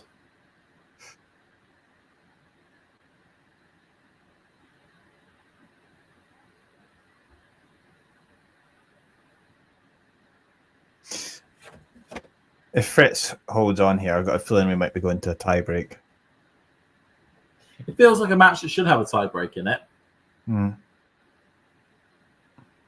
But he loses the first point on a double fault. Will Charlie be sniffing an opportunity? Yeah, no one calls him Charlie. Like, you never hear anyone call him Charlie Alcaraz. But he said he prefers that, doesn't he? I think he doesn't mind. The thing is, Carlos is English for Charlie. Sorry, Carlos is Spanish for Charlie in English. Yeah, I think he said though, he's like, people don't like, people around him, like, they never called him like, because when you call him like Carlos, it's like too formal almost. Like, people just call him a nickname. Well, it's like the official name is. His formal name is Carlitos, isn't it? Yeah, Carlitos. But they also say Charlie. Like, he says people call him Charlie. They did call him Charlie. Yeah. So I find myself calling him Charlie. It just feels like the right. It just feels like it was such a right name to give him, because it can be a right Charlie at times. Cheeky Charlie. Yeah. He's got a cheeky style of play.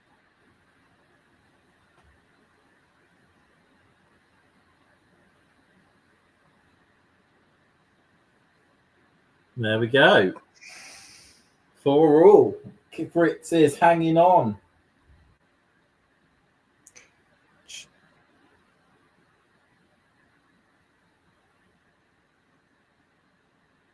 Yeah, as I said, quick sets. I mean, 35 minutes, 48, 33, currently at 29. They are not hanging around here.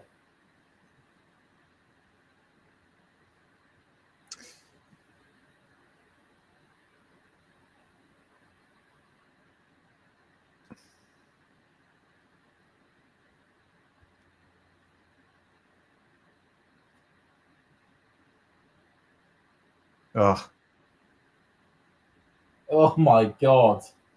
That is a horrific second serve return.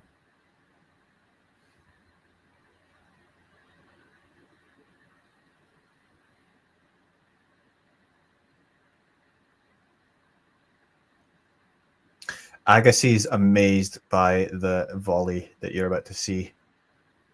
And yeah, I mean, that is definitely something. The hands, the racket skills, the improvisational skills. How in the name did he manage to get that one controlled?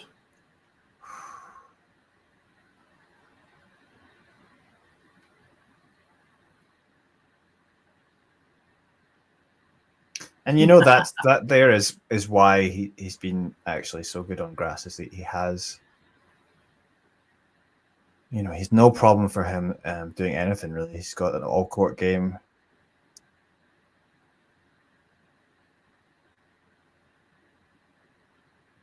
Oh.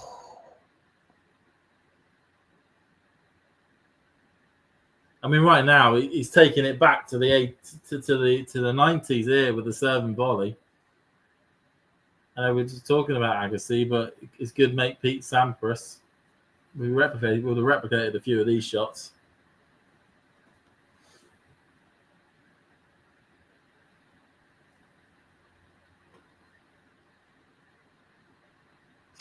Yeah, it's going to be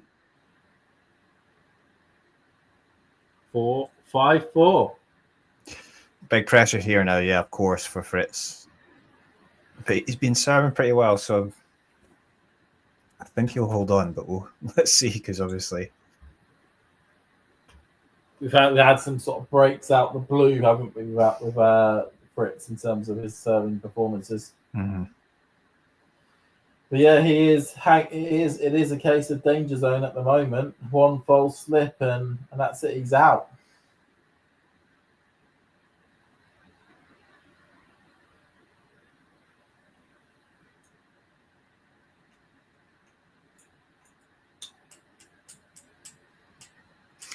it would feel really weird now if it did get pushed to a fifth set, though. Yes. You feel like something's gone wrong. Yeah, I mean, I really feel like Alcaraz should be taking this, but let's see. But we were at a similar position in the second set. Okay, granted, it was Fritz was serving first, but Alcaraz got to 5 and then lost it 7-5. Mm-hmm. I mean, Fritz could hold here, get the break, and then hold again, and we're then into a fifth. Or a tiebreaker, a couple of points could go against Alcaraz.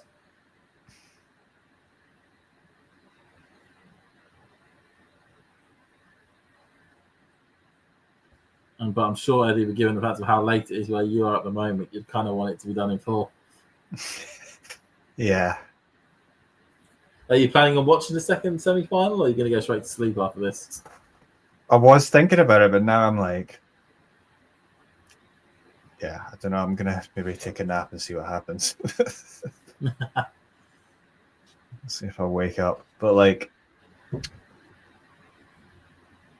yeah, so I'm going to say this, if it does go to a fifth, obviously that's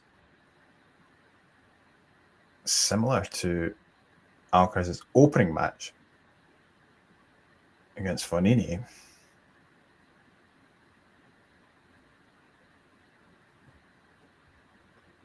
Ooh. At the moment, I've got Fritz just holding quite well at this stage. Yeah.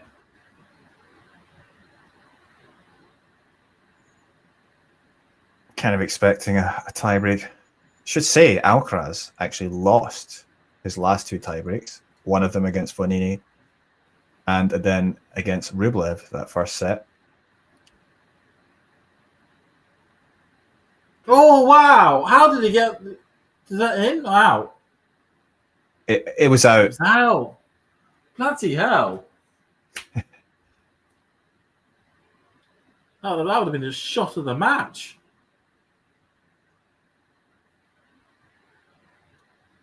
I should say as well, actually, Alcaraz has lost his last 4 tiebreaks. Because before that in Queens, he lost one to Lehechka in the final and then to Munar. And the last tiebreak he won was in that first round in Queens against Adam Walton.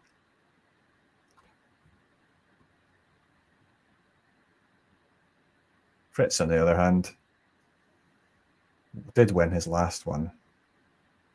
And he's won a few in this tournament, although...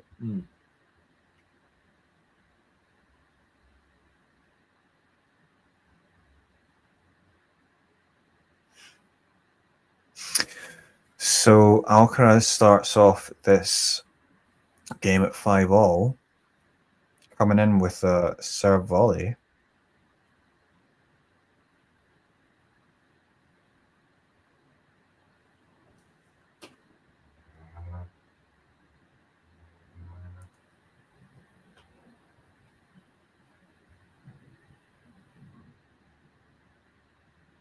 Oh, but just goes slightly long, doesn't it?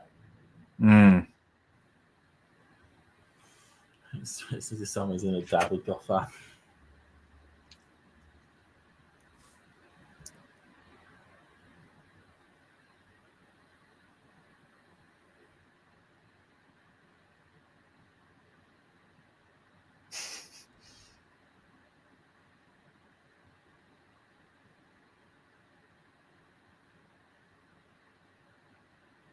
Fritz.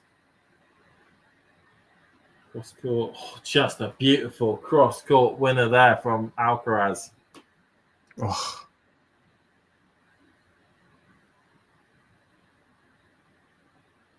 Alcaraz is just... I mean, it's weird actually that the scoreline is this close, because when you look at it, it's like he's just at another level than Fritz at the moment. Yeah, it feels as though Alcaraz should be a break up right now, just cruising towards the finish line, not it being tight in the fourth. But then this is the beauty of the tennis scoring system.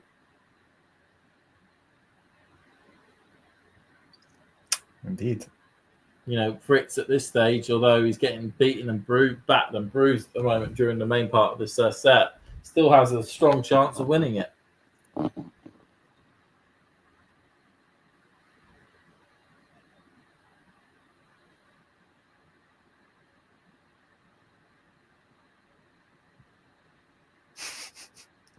Just seen Scott's tweet earlier saying, "Has anyone prepared for the possibility of Fritz winning Wimbledon?" I was talking about this with someone else earlier. It would be like make a lot of people upset, namely Sinner, Alcaraz, and Djokovic fans, which are yeah. God, that'd be nuts if Taylor Fritz wins. Wow. But yeah, Alcaraz he seems to be serving so comfortably. He does. But I guess given his position in the scoreline, he's constantly serving first, he's keeping his nose in front. The pressure's almost off. It was when he was behind in the scoreline in the second set that he got a little bit more tighter. Wow, what a lob. Not a lob, so a kick serve. So that does mean that he's definitely got himself a tiebreaker. And now a snifter at the Fritz serve.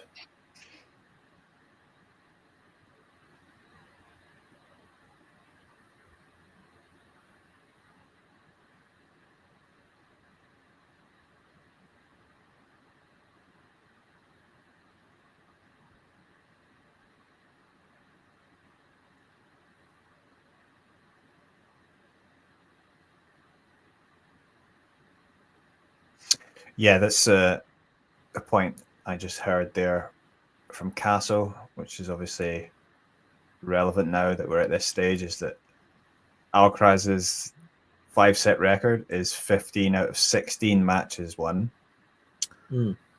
So,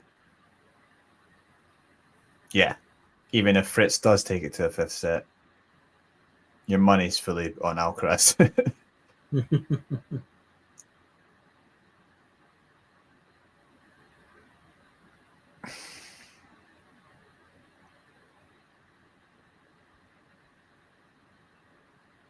So I mean, yeah, Fritz has sort of changed his mentality a bit now. He's kind of going for it, but I feel like he should have been. Say that again. I mean, Fritz is playing aggressively now, and playing. Oh my god, he's going all or nothing now. But I feel like maybe he should have been playing like that earlier on. I guess it's all about picking your spots and picking your times to go all or nothing.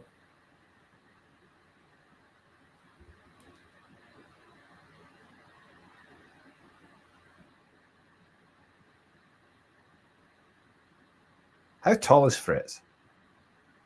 I don't know, I actually. think he's Very tall, right? 6'5", 6'6". Okay, well.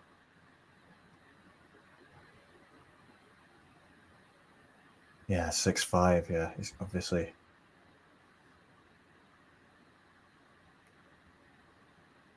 Oh.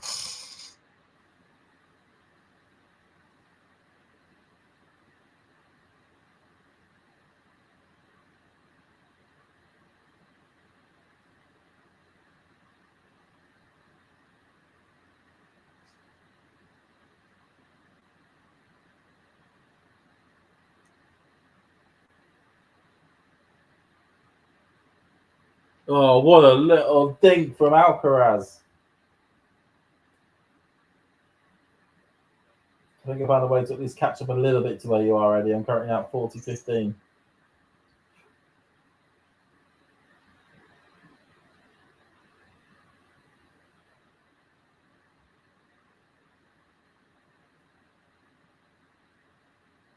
So that wide goes on 2, cross court, up in the air.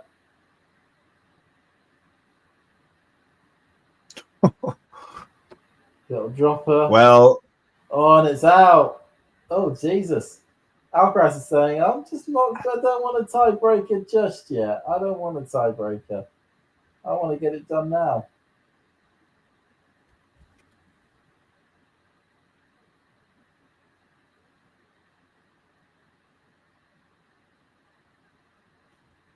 See that Ramji in the chat wants a fifth set.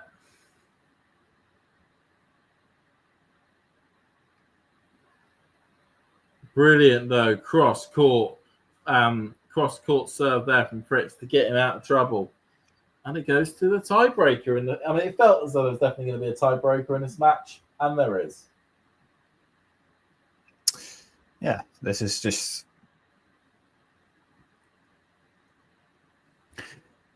Yeah, going to be Fritz's chance to give himself any hope, and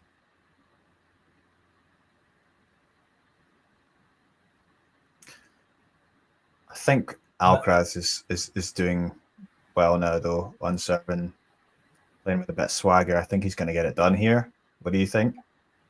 I think he will. But I could see a world where Fritz wins this tiebreaker. Well, he's definitely, going for it here. Okay, Up one in the love pace. Alcaraz on my screen.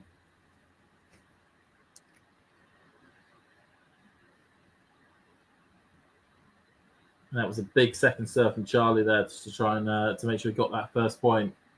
Oh, Certainly against a big server like Fritz, you don't want to be giving up too many points on your own serve too early. Lob in the air. I mean, oh, what a smash from Fritz there. 1-1. I mean, though, well, you'll see what's about to happen.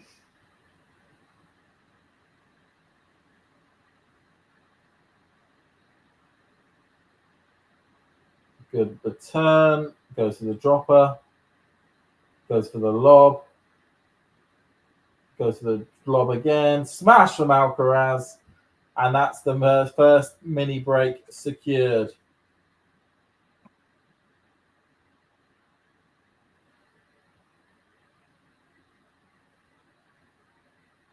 I mean, the athleticism from Alcaraz is just unreal, and unfortunately for Fritz, he's somewhat lacking there in comparison. So, oh,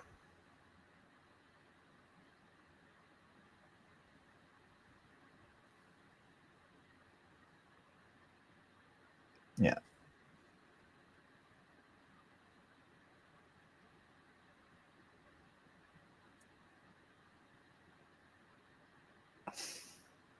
Yeah, please do subscribe to the channel if you can, everyone.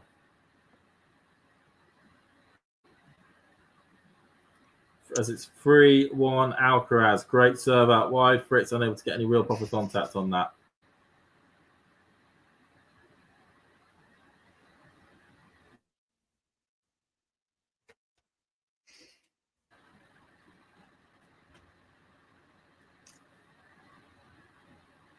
Goes to the drop. Oh, I mean, this is exhibition stuff from Alcaraz. Does Fritz even believe he can win now? Oh, 4-1 down. I mean, this is a long way to go. oh, Yep, do what Ghost is saying. I can discuss and get more of my darts knowledge. are you big into darts? In the last year or so, I got into it. Since the rise of Luke Littler's run got me into actually watching it, and I'm like, oh wow, this is actually really quite cool. Doesn't Damien go to the darts, doesn't he? He did. He went to the Polish Masters, didn't he?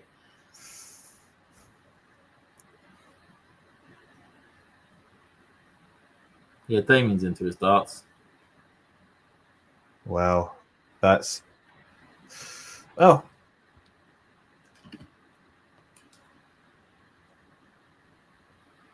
So Fritz is hanging in there.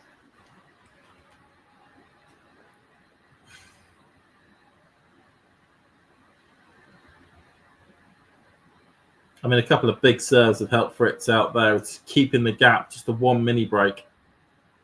As we're saying, we got Damien and Nick for the comms for the Sinner Djokovic match, which will be following straight after.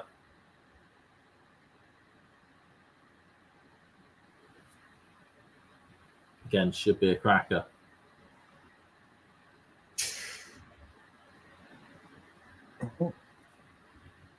If Fritz nicks this, I might be a bit annoyed. Because you want to sleep. Okay, second serve. Oh, he's using the backhand. So I can full reaction. Sorry.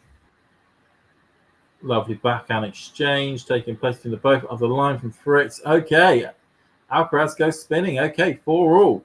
And Ghosty loved that backhand down the line winner. It's his best shot, isn't it? Really, his backhand. I think, other than the serve, I guess. 4 games apiece. That's maybe more easy if I just needed you that way.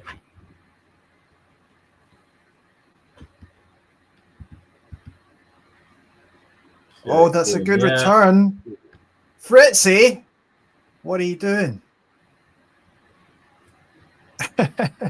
Well, sorry, I'm a bit ahead of you, but that is Fritz got ahead in the tiebreak here.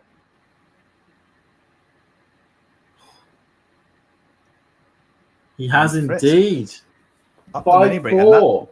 and that was him taking control there, wasn't it? Right, I'm going to mute you fully, but How? you'll get my reactions anyway as you pop through.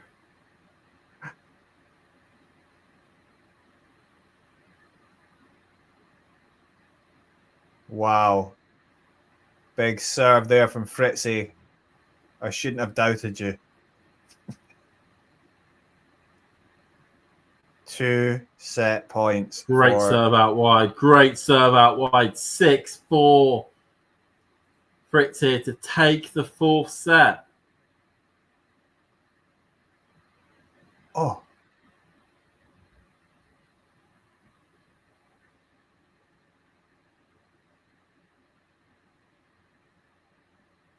Oh. Yeah. Goes down the tee. Alcaraz just like gets to it. Backhand from Fritz. Backhand by Alcaraz. Backhand by Fritz. Forehand by Alcaraz. Backhand by Fritz. Is he going to get to that? Just about. And it was out though. Oh my God, Eddie, that was near enough. And is that Fritz's chance gone? Well, he has Could one it- more just now, but it's on the Alcaraz serve. Okay, let's have a look. See if he can do it. Jesus. This is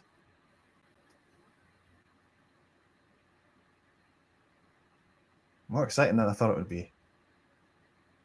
Oh, that's a decent return. Oh. But it was another chance gone for Fritzy.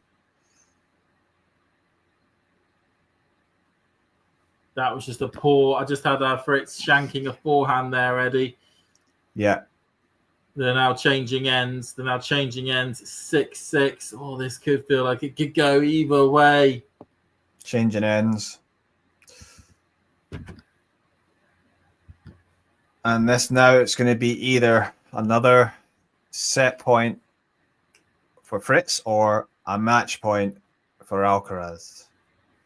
Hit subscribe, like and subscribe, audience.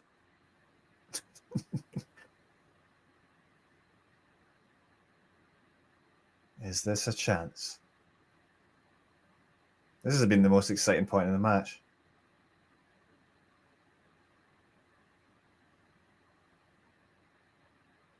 Oh.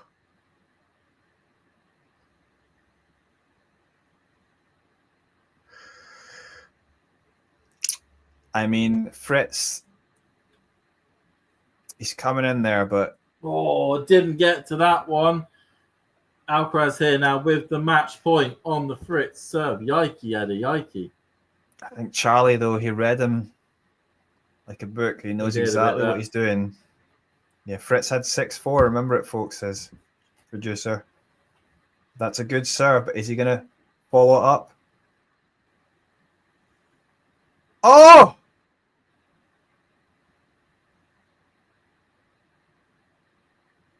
Fritz did have 6-4, yeah, and he probably should have taken that chance.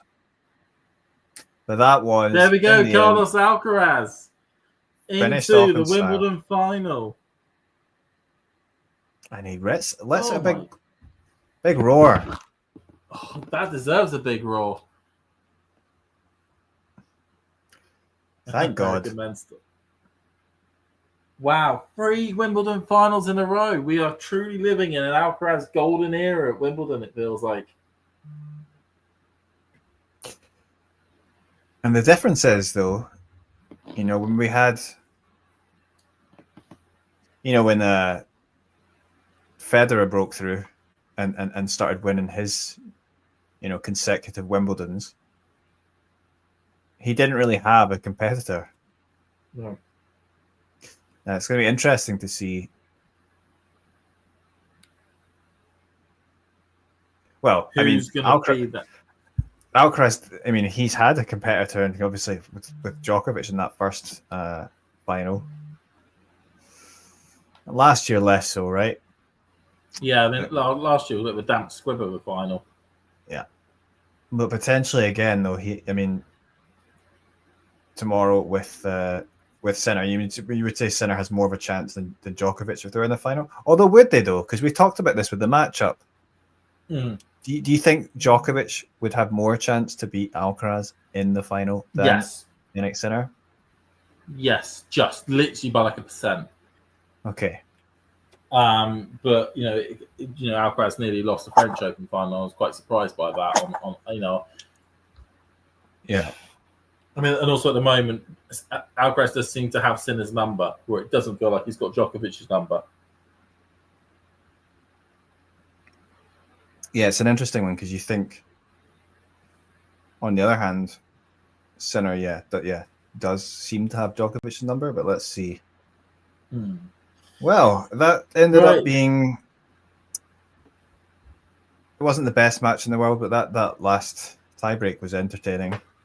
It was, with the two competitors, it was never going to be the best match in the world, but it was always going to be one that's had a lot of drama to it.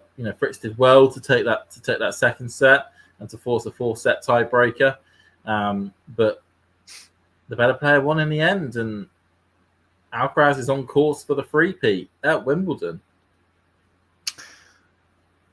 Yeah, this is legendary stuff, and in the end, yeah, they obviously deserved this win.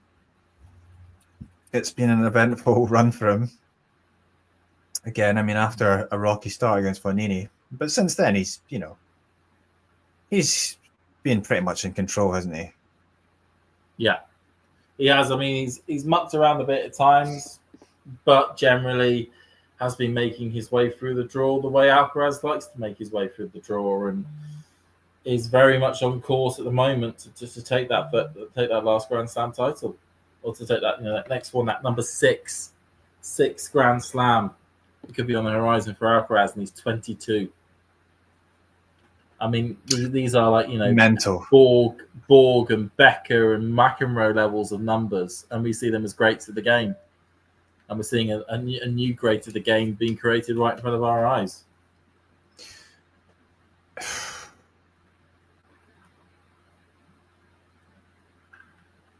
And all that good stuff there. Should we wrap it up now, Eddie? Let you get to sleep. Yeah, sure. Radio. I'll let you lead out.